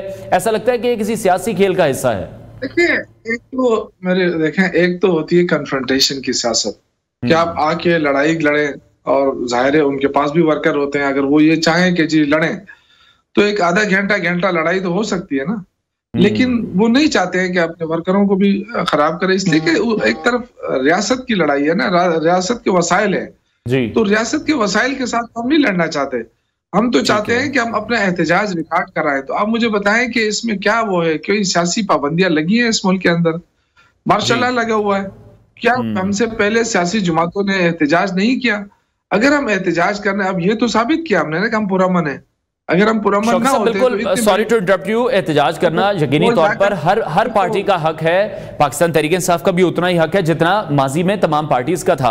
लेकिन आपको लगता है कि टाइमिंग बहुत ज्यादा काउंट करती है? पाकिस्तान तहरीक इंसाफ पर खास तौर पर यह इल्जाम लगाया जाता है कि जब भी कोई डेलीगेशन बाहर से आने हो, पाकिस्तान में कुछ समिट है, पाकिस्तान में सरमायाकारी हो रही हो, मईशत ठीक हो रही हो, चाइना के वजीर आजम ने आना है, चाइना के प्रेसिडेंट ने आना है, तभी ये सब कुछ क्यों होता है? ये इल्जाम जो हैं ये इस वक्त जो वफाकी वज़रा हैं जिनमें मुसद्दिक मलिक हैं, अता तारड़ हैं, ये पाकिस्तान तहरीक इंसाफ पर लगा रहे हैं कि पाकिस्तान की इकॉनमी जब भी लाइन पर आने लगती है, IMF के साथ हमारा मुआहदा हो गया, पाकिस्तान में एक बहुत इंपॉर्टेंट समिट है जिसके लिए कहा गया मोदी साहब को भी दावत दी जाएगी, और फिर जयशंकर के हवाले से जो बयान दिए गए कि जयशंकर पाकिस्तान आए और वो आकर पाकिस्तान तहरीक इंसाफ की कैंपेन में इस तरह से बात करें, उस पर क्या कमेंट करेंगे? देखिए, मैं पहली बात तो मैं जयशंकर को ना तो मैं जानता हूँ ना उनके साथ हमारा कोई काम है, लेकिन ये जो आप कह रहे हैं ना कि तहरीक इंसाफ ने ऐसा वक्त क्यों चुना, देखिए तहरीक इंसाफ के ऊपर तो उससे पहले भी हमने जब भी इज्तिमा रखा है तो वो तो फौरन, अब सबमिट कब है, वो तो एक हफ्ता रहता है सबमिट के जी। तो एक एहतजाज के लिए अगर ये छोड़ देते और ये हमें कहते हैं कि ये इंतशारी है, तो आप मुझे बताएं कि मोटरवे किसने तोड़ी जगह जगह, और जो अली अमीन गंडापुर साहब की गाड़ियां थी वो किसने तोड़ी? तो पंजाब पुलिस से और इस्लामाबाद पुलिस से कौन सा काम लिया जा रहा है? और उनके गार्ड से असला छीनना जबरदस्ती, एक चीफ एग्जीक्यूटिव जो सूबे का चीफ एग्जीक्यूटिव, आपने ये साबित कर दिया है कि खैबर पख्तूनख्वा के अवाम के साथ इनकी खास ना लगी है। देखिए, ये तहरीक इंसाफ की बात नहीं है, ये पूरे पख्तूनों की बेइज्जती की बात है। 4 करोड़ अवाम ने अली अमीन गंडापुर को मुंतखब किया है और उसके साथ इस तरह का सलूक, ये तो यही तो हम कह रहे हैं ना कि आप मशरिक़ी पाकिस्तान की तरफ चीजों को ले जाने की कोशिश कर रहे हैं। इस तरह नफरत उस वक्त भी नजर आ रही थी ना, तो ये नफरतें ना फैलाएं। मैं कहता हूं कि अली अमीन गंडापुर ने अपनी असेंबली में पहुंचकर जो बात की, उसने कहा इस्लाह कर लो, ये अच्छी बात है। इतनी ज्यादतियों के बावजूद वो कह रहा है इस्लाह कर लो, मत करो इस तरह की हरकतें। लेकिन इतनी बड़ी अवामी तहरीक जो हमने देखी है ये 2-3 दिन में, बहुत बड़ी अवामी तहरीक थी पाकिस्तान तहरीक इंसाफ की तरफ से। बहुत से लोगों की तरफ से कहा गया है कि शायद बानी PTI के साथ हाथ कर गए अली अमीन गंडापुर साहब। इस तरह की भी स्टेटमेंट सामने आ रही हैं, सोशल मीडिया पर मुख्तलिफ स्टोरीज सर्कुलेट कर रही हैं कि ऐन वक्त पर जब पाकिस्तान तहरीक इंसाफ की इतनी बड़ी अवामी तहरीक थी, बहुत से लोग वहां पर जमा थे, कुछ ना कुछ शायद पाकिस्तान तहरीक इंसाफ मनवा लेती, अपनी को बात मनवा लेती, उस वक्त शायद ये कहा जा रहा है अली अमीन गंडापुर को डील करके वहां से निकल गए। देखिए, अगर डील करते तो किसके साथ करते? वफाकी हुकूमत के साथ करते। अगर डील होती तो फिर वफाकी हुकूमत इस तरह के बयानात देते।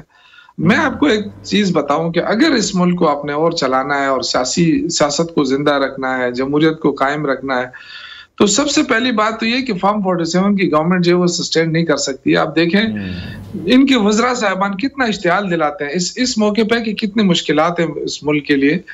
और इसमें आप सुबह से देखे शाम तक जो है ना, कोई पंजाब की एक वजीर हैं और एक अता तारड़ हैं और इस तरह एक 2-3 और हैं, उनका सिर्फ काम ये कि इश्तियाल दिलाना। क्या हुकूमत की ये जिम्मेदारी होती है? आप कहते हैं समिट है, बड़ी वो है, इम्पोर्टेंट है, और बयानात ये क्या देते हैं? आप अटक पार करके दिखाएं, आप डी चौक आकर दिखाएं। तो एक तरफ तो आप ये कहते हैं कि बड़े इंपॉर्टेंट समिट हो रही है, दूसरी तरफ आप अपोजिशन को, हमारा अपोजिशन का काम तो एहतजाज करना है, तो उनको बजाय इसके कि आप कायल करें कि जी ये हो जाए वो हो जाए, तो आप उनको इश्तियाल दिलाते हैं। तो जब इश्तियाल दिलाएंगे तो पार्टी के वर्कर प्रेशर डालते हैं अपने लीडर्स के ऊपर भी जी। ये तो अली अमीन गंडापुर ने बहुत बड़ी हिकमत अमली से काम लिया है, वरना बहुत बड़ा खून खराबा हो जाता ना। तो क्यों, मतलब ये कि क्या ये उसकी हिकमत अमली जो थी, उनको ये तकलीफ हुई है कि हम डी चौक में रुके नहीं और डी चौक में खून खराबा नहीं हुआ? मेरे ख्याल से यही तकलीफ हो रही है वफाकी हुकूमत को, वरना पुरअमन एहतजाज किया है, पुरअमन तौर पे हम मुंतशिर हो गए। आंसू गैस की शेलिंग इन्होंने की है, 2 दिन तक क्या बुरा हाल रहा हमारे वर्करों का, कितनी शेलिंग की है इन्होंने, फिर उसके बाद इन्होंने केमिकल्स यूज किए। तो ये तो किसी दुश्मन मुल्क के ऊपर भी नहीं होता है जिस तरह इन्होंने किया है। आप देखें, आपके बहुत सारे जर्नलिस्ट मेरे साथ थे जी, ये हारो पुल के पास, तो वो ये खुद कहते थे कि यार ये आंसू गैस तो नहीं है, आंसू गैस तो देखिए हम पहले भी 2014 में हम खुद लीड कर चुके थे सारे प्रोसेशन को। ये इस तरह नहीं थे जो इस दफा हुआ है। इस दफा बाकायदा केमिकल्स यूज हुए हैं, इंसान बिल्कुल अंधा हो जाता था। तो ये जो हरकतें इन्होंने की है, मेरे ख्याल से ये पाकिस्तान दुश्मनी है। ये अगर एक पार्टी एहतजाज कर रही है तो उसका ये मतलब तो नहीं है कि आप खंदकें खोदते हैं। मोटरवे का बेड़ा गर्क कर दिया, एक तरफ ये कहते हैं मईशत तबाह है, तो मोटरवे खोदने की क्या जरूरत पड़ी थी? और फिर आपने कहा कि नहीं पहुंच सकते, आपने कंटेनर खड़े किए, सब कुछ किया, 3 दिन तक आपने मईशत को तबाह किया। अगर आप छोड़ देते तो ये तो जाके शाम को एहतजाज खत्म हो गया, लोग वापस चले जाते। तो आप मुझे बताएं कि ये क्या हिकमत अमली है इनकी? ये तो ठीक है, यानी कि पाकिस्तान तहरीक इंसाफ का फिर ये कहना है कि जब एहतजाज की कॉल दी जाए तो फिर खुले रास्ते उन्हें फराहम किए जाएं, क्योंकि एहतजाज करना हर जमात का हक है, लेकिन वो आईन और कानून के दायरे में रहकर भी होना चाहिए। बहुत शुक्रिया सीनियर रहनुमा पाकिस्तान तहरीक इंसाफ शौकत यूसुफ से हमारे साथ इन कॉन्वर्सेशन थे। इसी अहम इशू पर आगे चलकर हम एक बार फिर से बात करेंगे। ब्रेक लेते हैं, ब्रेक के बाद आपको दोबारा ज्वाइन करेंगे। Welcome back to New Pakistan. एक बार फिर से बात करेंगे पाकिस्तान तहरीक इंसाफ की सियासत के हवाले से, जिन पर इल्ज़ाम ये लगाया जाता है कि वो मुल्क में सियासी अदम इस्तेहकाम और इंतशार पैदा करने की कोशिश करते हैं। ये इल्ज़ाम उनके सियासी बयानिए, एहतजाजी हिकमत अमलियों और मुख्तलिफ रियासती इदारों के साथ कशीदा ताल्लुकात के तनाजुर में लगाया जाता है। ख़ास तौर पर बानी PTI और उनकी जमात ने इंतखाबात, अदालती फैसलों और हुकूमती पॉलिसियों के खिलाफ बड़े पैमाने पर एहतजाज और धरने दिए हैं, जिसकी वजह से उन पर तनकीद होती है कि वह अवामी जज्बात को भड़काकर इंतशार पैदा कर रहे हैं। दूसरी जानिब पाकिस्तान तहरीक इंसाफ का मौक़िफ़ यह है कि वो मुल्क में जमहूरियत के फ़रोग़ और अवाम के हुकूक़ के लिए जद्दोजहद कर रहे हैं। उनका यह दावा है कि वो इंतखाबी शफ़ाफ़ियत, इंसाफ और कानून की हुक्मरानी के लिए कोशां हैं, और जो एहतजाजी मुज़ाहरे किए गए हैं वो मुल्क में बेहतर हुक्मरानी के लिए दबाव डालने का एक जमहूरी हक़ हैं। दूसरी जानिब वफाकी वज़ीर मुसद्दिक़ मलिक के बयान में PTI की इंतखाबी एहतजाजी हिकमत अमली पर सवालात उठाए गए हैं, ख़ास तौर पर यह कि वो ख़ास मौक़े पर ही क्यों एहतजाज करते हैं। मुसद्दिक़ मलिक ने वाज़ेह किया कि उनकी हुकूमत का ख्वाब मुल्क की तरक्की है, जबकि PTI का ख्वाब मुल्क में इंतशार और फसाद फैलाना है। उन्होंने PTI के एहतजाज के मखसूस मौक़े पर तवज्जो दिलाई, जैसे गैर मुल्की मेहमानों की आमद की हम बात कर लें, या फिर अहम कौमी इवेंट्स के दौरान, जो ये जाहिर करता है कि PTI अपने सियासी मफादात के लिए इस तरह के मौक़े को इस्तेमाल करती है। मुसद्दिक़ मलिक ने चीनी सदर के दौरे के मुलतवी होने का जिक्र किया, जिससे ज़ाहिर होता है कि PTI की एहतजाजी सरगर्मियाँ मुल्क की खारजा पॉलिसी पर भी मनफी असर डाल रही हैं। वज़ीर इत्तलात अता तारड़ ने भी यही नुकता उठाया कि PTI को पार्लियामेंट में आकर अपनी बात करनी चाहिए, और ये कि मईशत बेहतर हो रही है, इसके नतीजे में उनकी हुकूमत मुआशी इस्तेहकाम के सफ़र को मुतासिर नहीं होने देना चाहती। इनके बयानात इस बात की निशानदेही करते हैं कि मौजूदा हुकूमत PTI की एहतजाजी हिकमत अमली के खिलाफ अपनी सियासी पोजीशन को मुस्तहकम करने की कोशिश कर रही है, और ये मुतालबा कर रही है कि PTI पार्लियामेंट के अंदर आकर अपनी बात करे, ना कि सड़कों पर आकर। जबकि दूसरी जानिब PTI के रहनुमा वाज़ेह कर चुके हैं कि एहतजाज तब तक जारी रहेगा जब तक बानी कारकुनों को वापस बुलाने की हिदायत नहीं करते हैं। एहतजाज जारी रहेगा जबकि खैबर पख्तूनख्वा के वज़ीर आला अली मीन गंडापुर की जानिब से पार्टी कारकुनों को इस्लामाबाद में छोड़कर खैबर पख्तूनख्वा हाउस मुंतकिल होने के फैसले ने बहुत से लोगों को हैरान भी किया। इस फैसले की वजह से पार्टी के कारकुनों में मुमकिन बेचैनी भी पाई जाती है। इस सारे सियासी मंजरनामे को मजीद समझने के लिए हमने दावत दी है सीनियर तजियाकार शौकत पराचा साहब ने हमें ज्वाइन किया है। पराचा साहब, बहुत शुक्रिया आपके वक्त के लिए। आपके ख्याल में PTI का जो एहतजाजी बयानिया है, क्या वाकई अवामी हुकूक की हिफाजत के लिए है या फिर सियासी मफादात के लिए इस्तेमाल किया जा रहा है? जिस तरह से मुख्तलिफ वज़रा भी हमें कहते दिखाई दे रहे हैं कि हमेशा जब हम टाइमिंग देते हैं तो वो किसी ना किसी तरह से लिंक्ड अप है मईशत की बेहतरी से, या फिर कोई मेहमान पाकिस्तान में आना है, उस हवाले से। बहुत शुक्रिया एंड गुड मॉर्निंग। सियासी टकराव में दोनों साइड्स अपनी अपनी बात कर रही हैं। जो हुकूमत बात कर रही है और जो PTI सियासत कर रही है, 2-3 पहलू हैं, मैं जरूर बात करना चाहता हूँ। इसमें तो कोई शक नहीं है कि जब भी मईशत बेहतर होने लगती है या मईशत का पहिया आगे बढ़ता है, PTI एहतजाजी मोड में आ जाती है, क्योंकि वो समझते हैं कि शायद वो इररेलेवेंट हो रहे हैं। कि अगर मईशत बेहतर हो गई, फिर उनको जो उन्होंने 10-12 साल जब उनकी परवरिश हो रही थी, तो उस परवरिश के दौरान उनके ज़हन में जब ये सारी चीज डाली गई कि बस आपके बगैर ये मुल्क लूट एंड प्लंडर का शिकार हो जाएगा, तो उनको वो फिक्र खा जाती है कि अच्छा ये मईशत बढ़ जाएगी, हम इररेलेवेंट हो जाएंगे, और फिर वही कुछ होगा जो मादी में जो उनको सिखाया गया था। मसलन क्या सिखाया गया था? PTI और उसकी पूरी जो कैडर है उसको तो यही सिखाया गया था कि आप ही सादिक और आप ही अमीन हैं, बाकी तो सारे करप्ट हैं। और ये बात खुद बानी PTI खान साहब ने भी एक दफा कहा था एस्टेब्लिशमेंट को मुखातिब करते हुए कि आप ही ने कहा था ये सारे करप्ट हैं, ये चोर हैं, ये डाकू हैं। तो वो अभी तक उस मोड से निकले नहीं है। 25 मई 2022 को IMF के लोग UAE बैठे हुए थे, जहां लॉन्ग मार्च हुआ, वो छोड़ के चले गए। फिर हुकूमत के बाद मसलसल ये कहा गया कि खुदा न खास्ता पाकिस्तान डिफॉल्ट कर जाएगा, पाकिस्तान श्रीलंका बन जाएगा। यानी ये इंतजार कर रहे थे कि पाकिस्तान की वो हालत हो ताकि अगेन वो उनकी रेलेवेंस आ जाए। अब दूसरी बात जो है, कोई शक नहीं कि सदर शी जिनपिंग के आने के मौके पर 2014 में सितंबर में उन्होंने आना था। 126 दिन का धरना दिया गया और बाकायदा उनका नाम ले लेकर जो है वो तकरीरों में खुद बानी PTI खान साहब ने कहा कि नहीं, उनको नहीं आना चाहिए, हम नहीं आने देंगे, या पता नहीं वो आ रहे हैं तो इतने महंगे इंटरेस्ट पे वो पैसे लेके आ रहे हैं। लेकिन एक आर्ग्यूमेंट PTI भी देती है कि जब हमने 8 सितंबर का जलसा किया था उस वक्त तो पाकिस्तान में कोई नहीं आ रहा था। हमने जब पहले 22 अगस्त को जलसा करने की दरखास्त दी थी उस वक्त भी पाकिस्तान में कोई नहीं आ रहा था। अच्छा बराजा साहब, सॉरी टू इंटरप्ट यू, यहाँ पर पाकिस्तान तहरीक इंसाफ का मौक़िफ़ ये है कि अगर हम जलसा करने आए, हम एहतजाज करने आए, हमें रोका ना जाए, हमें खुला रास्ता दिया जाए, हम आए, जलसा करें, एहतजाज करें और हम वापस चले जाएं। दूसरी तरफ हुकूमत का नैरेटिव फिर ये है कि अगर फिर हम 9 मई का तो इंतजार नहीं कर सकते हैं कि दोबारा से अगर इस तरह की कोई हरकत हो जाए, वहाँ पर जो डिप्लॉयमेंट है या कंटेनर्स लगाए जाते हैं वो बहुत ज़्यादा इंपॉर्टेंट इसलिए हैं कि पाकिस्तान तहरीक इंसाफ एक बार ये कर चुकी है, दोबारा ये रिपीट ना हो, क्योंकि उस वक्त भी PTI ने कहा कि अगर लोग निकले थे तो रोका क्यों नहीं गया। अब हुकूमत रोकती है तो प्रॉब्लम है, हुकूमत नहीं रोकती है तो भी प्रॉब्लम है। आपको लगता है कि हुकूमत के लिए बहुत ज्यादा मुश्किल है, हुकूमत से फिर उस हवाले से मिसहैंडलिंग भी हो जाती है? हुकूमत के लिए ही मुश्किलात होती हैं। मसलन हुकूमत अगर फर्ज किया हुकूमत को कोई प्रॉब्लम हो जाए, यानी 1000 लोग भी आ जाएं और उनमें से कुछ खुदा न खास्ता गड़बड़ हो जाए तो हुकूमत के लिए ही प्रॉब्लम होती है। इसलिए अगर हजारों आए या सैकड़ों आए, हुकूमत को हैंडल करने में प्रॉब्लम होती है। ये पुलिस वाले हैं, इनको तो अनआर्म्ड सामने खड़ा कर दिया जाता है और उसके बाद जो है वो कहा जाता है कि जी आप जो है ये मॉब को कंट्रोल करें। तो ये हुकूमत के लिए एक और प्रॉब्लम होती है।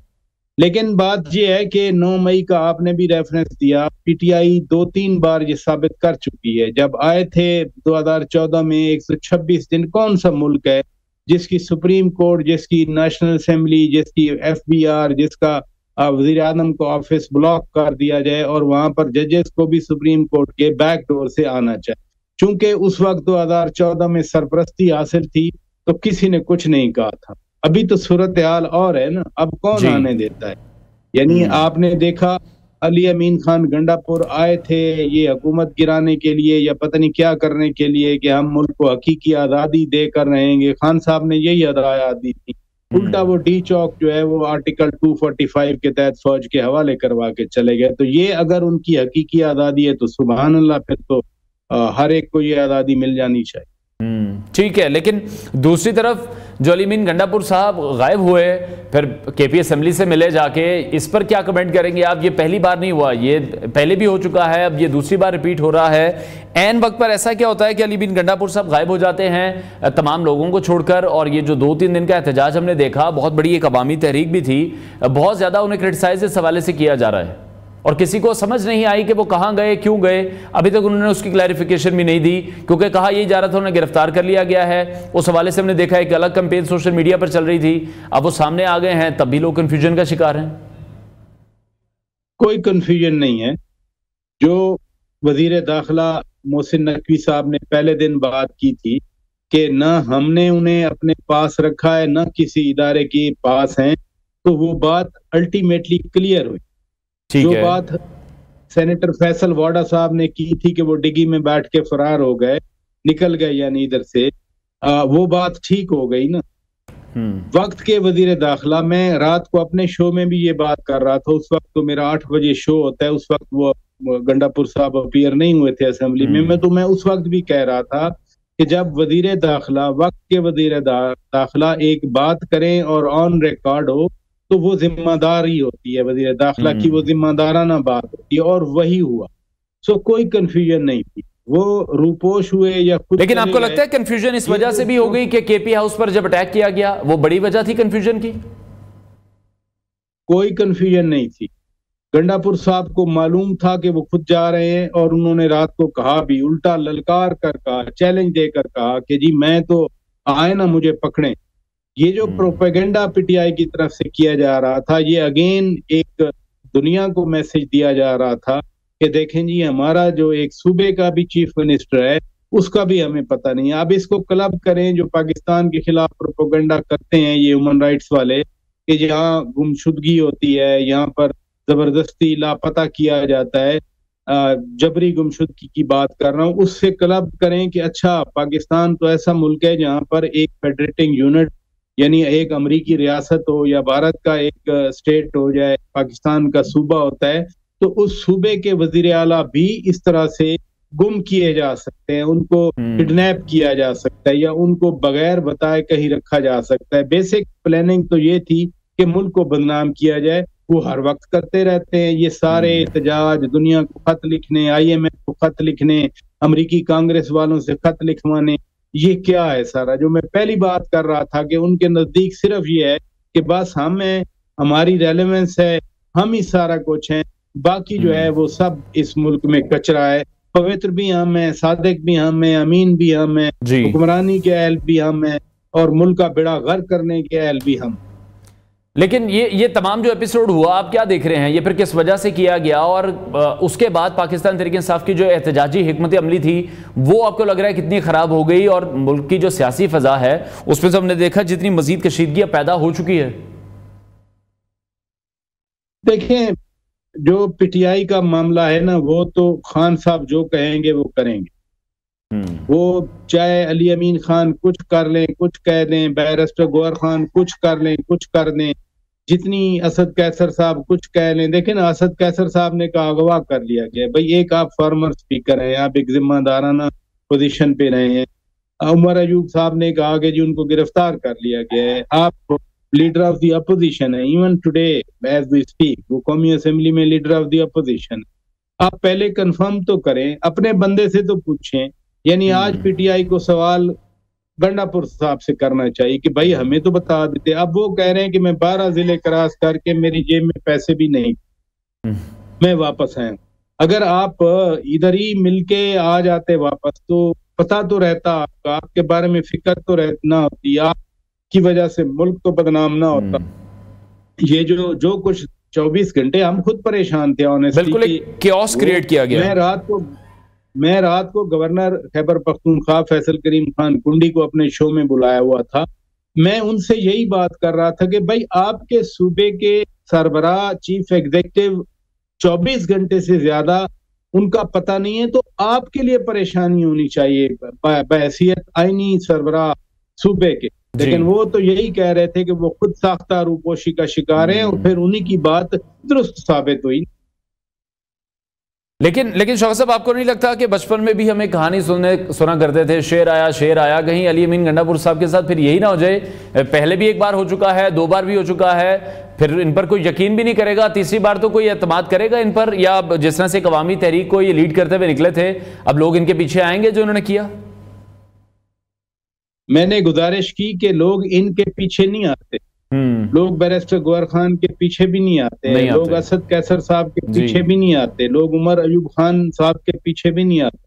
लोग आते हैं खान साहब की कॉल, वन मैन शो। जब बानी पीटीआई खान साहब कहते हैं कि एहतजाज के लिए पहुंचे तो लोग निकल आते हैं। लिहाजा ये मैटर जाहिर है अहम है, उन्हीं के ही लीडर हैं, लेकिन बहरहाल कॉल जो होती है, आवाज जो होती है, वो खान साहब की होती है।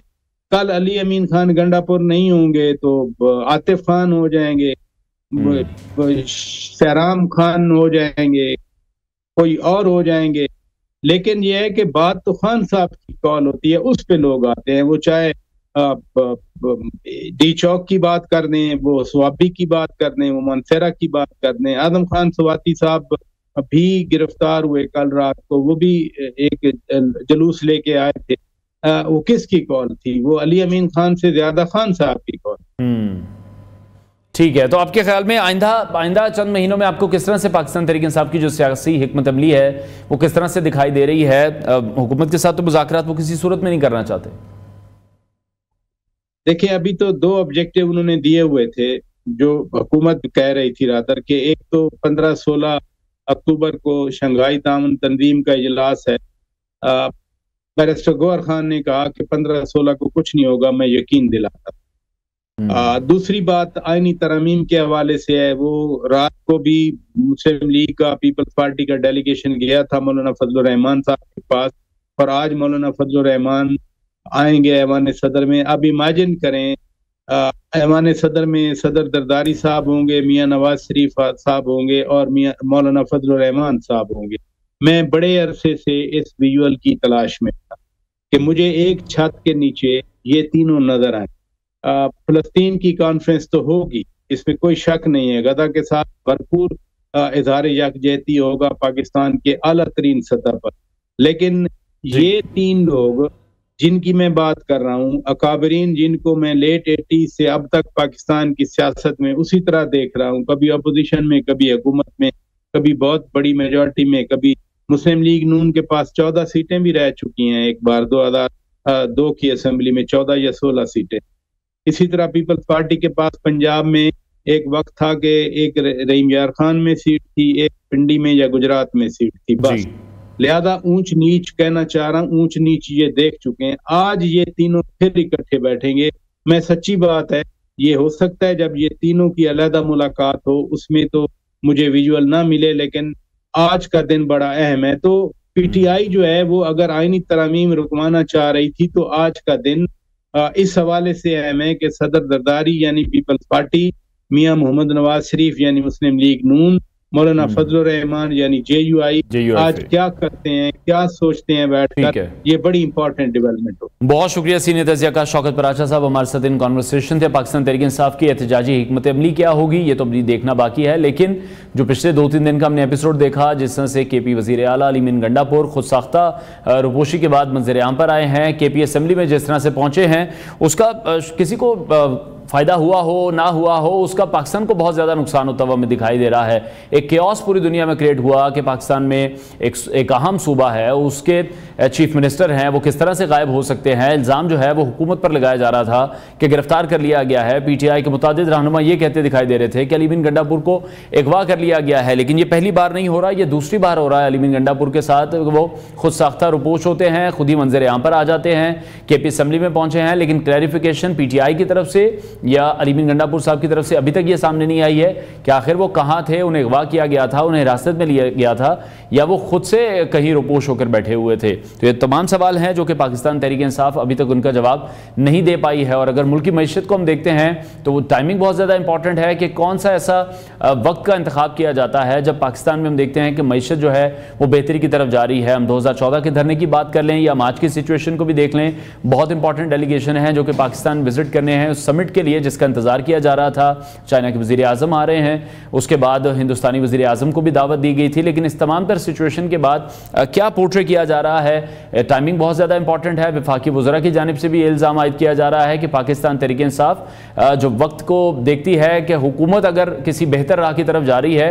तो कहीं ना कहीं रोड़े अटकाए जाएँ और पाकिस्तान की जो माशी सूरत हाल है उसको कहीं ना कहीं नुकसान पहुँचाने की ज़रूर कोशिश करती है पीटीआई, ये वफाकी वज़रा का कहना है। ब्रेक लेते हैं, ब्रेक के बाद आपको दोबारा ज्वाइन करेंगे। Welcome back to New Pakistan. नाज़रीन, आज हमारे साथ एक बहुत ही ख़ास शख्सियत मौजूद हैं जो पाकिस्तान में तालीम के फ़रोग़ के लिए गरां कदर खिदमत सर अंजाम दे रहे हैं। सैयद आमिर जाफरी, वकास जाफरी हमारे साथ होंगे, गज़ाली एजुकेशन फाउंडेशन के सरपरस्त हैं। आज के प्रोग्राम में हम उनसे जानेंगे कि कैसे मुल्क के तालीम के निज़ाम में अपना हिस्सा डाल रहे हैं और किस तरह गज़ाली एजुकेशन फाउंडेशन बच्चों को मयारी तालीम फराहम करने में मसरूफ़ अमल है। इस हवाले से मैं शो में ज्वाइन कर चुके हैं। आमिर साहब, बहुत शुक्रिया आपके वक्त के लिए, मैं शो में ज्वाइन करने के लिए। 2 दिन पहले टीचर्स डे गुजरा है, पहले मैं चाहूँगा उस हवाले से मैं बताइएगा ये दिन किस तरह से सेलिब्रेट किया गया। अमूमी तौर पे असाज़ा इकराम के हवाले से यूएन का ये 5 अक्टूबर जो है वर्ल्ड टीचर डे के तौर पे पूरी दुनिया में मनाया जाता है। उसी हवाले से पाकिस्तान के तूल अर्ज़ में भी अमूमी तौर पे इस दिन को मनाने का एहतमाम किया जाता है और बुनियादी मकसद ये है कि असाज़ा इकराम को खराज तहसीन पेश किया जाए। और असाज़ा का मैं समझता हूँ कि हम सब की ज़िंदगी के अंदर एक बहुत अहम किरदार होता है। वालदैन, जिस तरह वालदैन का एक किरदार है और इस तरह असाज़ा जिनको रूहानी वालदैन का दर्जा दिया गया है उनका किरदार भी है। असाज़ा न सिर्फ हमारी ज़हन साजी करते हैं बल्कि किरदार साजी में भी एक ख़ास किरदार अदा करते हैं। तो ये दिन इस हवाले से मनाया जाता है। फिर असाज़ा को जो मसाइल दरपेश हैं उस पर बात की जाती है। और हम समझते हैं कि थोड़ा सा जो माशरे में गिरावट आई है, कमी आई है, उसमें एक बहुत बड़ी वजह ये भी है कि जो माजी में जिस तरह उस्ताद का एक किरदार होता था कि वो सिर्फ खाली एक तालीम देने वाला नहीं होता था, बल्कि वो एक मुरब्बी होता था, एक मुर्शिद होता था, एक रूहानी बाप होता था, तो एक उसका वो ये मकाम और मर्तबा था, तो उस मकाम और मर्तबा थोड़ा सा उससे नीचे आया है। तो ज़रूरत इस बात की है कि अगर हम उस्ताद के उसी रोल और किरदार को दोबारा से ज़िंदा करने की कोशिश करें तो ये जो माशरा मुर्दा होता नज़र आता है इसमें कोई हमें रूह फूंकती हुई नज़र आ सकती है। लेकिन आमिर साहब, आप किस तरह से देख रहे हैं कि वो किरदार जो थोड़ा सा नीचे आया है वो असातिज़ा की वजह से है या वो माशरे की वजह से है? ये जो गिरावट और जो तनज़्ज़ुली हमें नज़र आती है ये हमगीर है। किसी एक चीज़ के ऊपर इसको हम जो है दोनों तरफ से जी मोर्द इल्ज़ाम नहीं ठहरा सकते। असाज़ा का भी एक बहुत बड़ा किरदार है कि वो उस किरदार को जो जिसे कहते हैं पेशा पैगम्बरी कहा जाता था जिसको ना, वो उसका जो एक मयार और मकाम था उसको बरकरार नहीं रख सके उसके अंदर ना। और इस तरह माशरे को जिस तरह उस्ताद को एक अहमियत देनी चाहिए थी, एक हैसियत देनी चाहिए थी और उसे एक हीरो का और उसको रोल मॉडल का दर्जा देना चाहिए था, माशरे ने भी उसको वो नहीं दिया। तो ये दोनों तरफ से मैं समझता हूँ चीज़ें हुई हैं कि जिसके नतीजे में ये हमें तनज़्ज़ुली नज़र आती है। ठीक है, अच्छा, अब आपके इदारे के हवाले से भी बात कर लेते हैं, गज़ाली एजुकेशन फाउंडेशन। इसके हवाले से पहले तो मुझे ज़रा गाइड कीजिएगा, हमारे नाज़रीन को बताइएगा कि पूरे पाकिस्तान में सेटअप है, लाहौर में है या किस जगह पर है, कितने टीचर्स हैं, और अगर इन टीचर्स की बात करें तो ये किस तरह से डिफरेंट है? सर, गज़ाली एजुकेशन फाउंडेशन बुनियादी तौर पे पाकिस्तान की तालीम के जो मसाइल हैं उसको हल करने का एक अदारे का नाम है। और ये आज से कोई तकरीबन 25 साल कबल इस सोच के साथ बनाया गया कि शहरों के अंदर तो म्यारी तालीम किसी न किसी हवाले से मुयस्सर आ जाती है, गवर्नमेंट भी यहाँ पहुँच जाती है, प्राइवेट सेक्टर भी यहाँ पहुँच जाता है, लेकिन वो इलाके और वो जगहें कि जहाँ गुर्बत ज़्यादा है और दूर अफ्तादा हैं, तो उस जगह के ऊपर जो है जाया जाए और वहाँ तालीम के लिए कुछ किया जाए। तो गज़ाली एजुकेशन फाउंडेशन बुनियादी तौर पे पाकिस्तान के देही इलाकों में मेयारी तालीम पहुँचाने का एक अदारा है। हमने 1997 में एक उस्ताद एक क्लास से जो है अपने सफ़र का आगाज़ किया था, देही इलाकों के अंदर स्कूल बनाने शुरू किए थे। आज अल्हम्दुलिल्लाह तकरीबन कोई 850 तालीमी इदारे पाकिस्तान के देही इलाकों में हम कायम कर चुके हैं। तकरीबन 1,40,000 बच्चे और बच्चियाँ उसमें पढ़ रहे हैं और तकरीबन 5,000 असातिज़ा इकराम तदरीस के फ़राइज़ सर अंजाम दे रहे हैं। और ये तमाम के तमाम आप कह सकते हैं जो बच्चे हैं वो पाकिस्तान के आप कह सकते हैं अल्ट्रा पुअर फैमिली से ये ताल्लुक़ रखते हैं। जैसे बलूचिस्तान के दूर अफ्तादा इलाके हैं, राजनपुर, मुजफ्फरगढ़, बखर, लिया, या इस तरह आप KPK में चले जाएँ, बडग्राम, इस तरह के इलाकों के अंदर पूरे पाकिस्तान में आप कह सकते हैं ये नेटवर्क फैला हुआ है।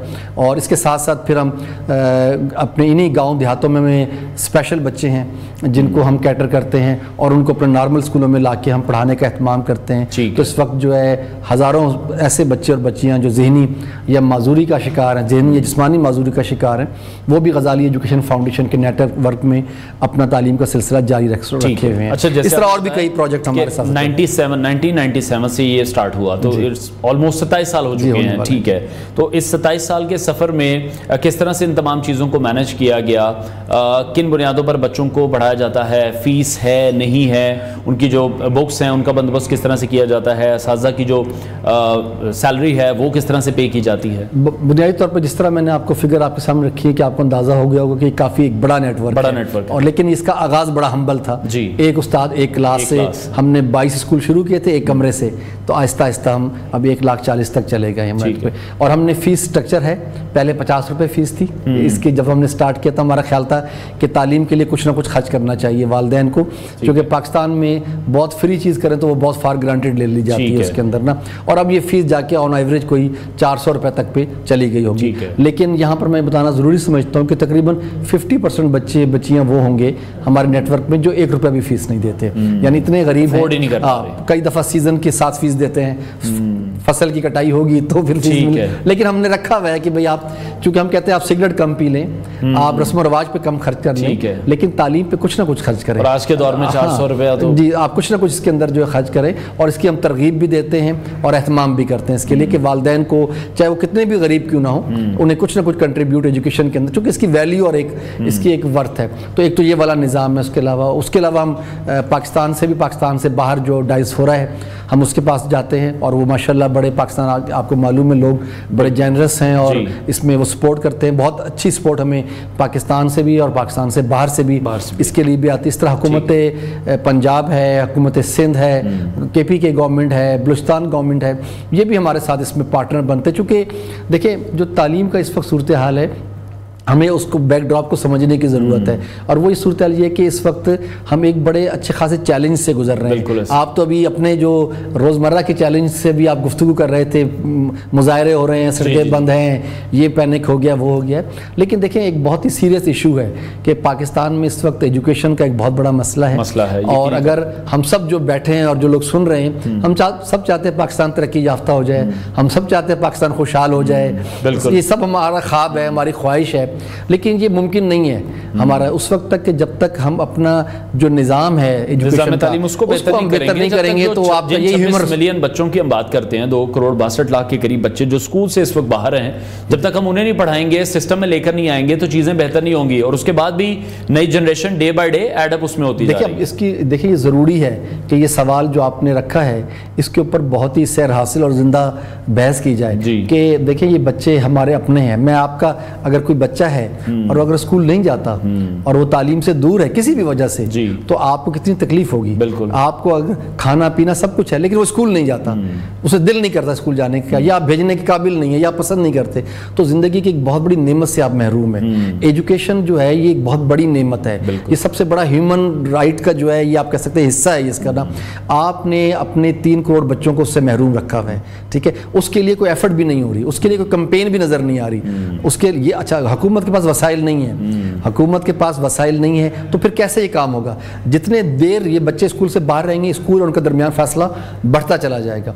तो हमें तो बिल्कुल वार बेसिस के ऊपर जो है, वार फुटिंग के ऊपर जो है इन बच्चों को स्कूल लाने। हमारे देखें एजुकेशन में एक बड़ा मसला एक्सेस का है, हम तालीम का, दूसरा बड़ा मसला क्वालिटी का है, और तीसरा बड़ा मसला जो है वो गवर्नेंस का है। हम इसको सीरियसली एड्रेस नहीं कर रहे हैं। और जबकि ये हमारी देखें, जब कायद-ए-आज़म रहमतुल्लाह अलैह ने जब पाकिस्तान बनाया तो उन्होंने कहा था कि तालीम पाकिस्तान के लिए जिंदगी और मौत का मामला है। और आपको मालूम है जब टोनी ब्लेयर प्राइम मिनिस्टर बने बरतानिया के, और वो पॉपुलर 3 प्राइम मिनिस्टर रहे हैं बरतानिया के, और जब उन्होंने अपनी पहली प्रेस कॉन्फ्रेंस की और लोगों ने पूछा कि बरतानिया के लिए आपकी तरजीह कौन सी है, आपकी प्रेफरेंसेस क्या है, उन्होंने पहली, दूसरी, तीसरी प्रेफरेंस कहा कि मेरी एजुकेशन है। ठीक है, इसलिए कि अगर आप अपने कौम के बच्चों को, चूंकि ये ह्यूमन रिसोर्स है, आप इस पे इन्वेस्ट नहीं करते, ठीक है, हमारे लर्निंग लेवल बहुत कम है, हमारे बच्चे आउट ऑफ स्कूल हैं, ठीक है जी, तो हम कैसे आगे बढ़ सकते हैं, कैसे पाकिस्तान को एक अच्छा पाकिस्तान बना सकते हैं। तो मुमकिन नहीं है, ये बड़ा लॉन्ग टर्म है, इसमें सारी पॉलिटिकल पार्टीज को इस एजेंडे पे इकट्ठा करना चाहिए।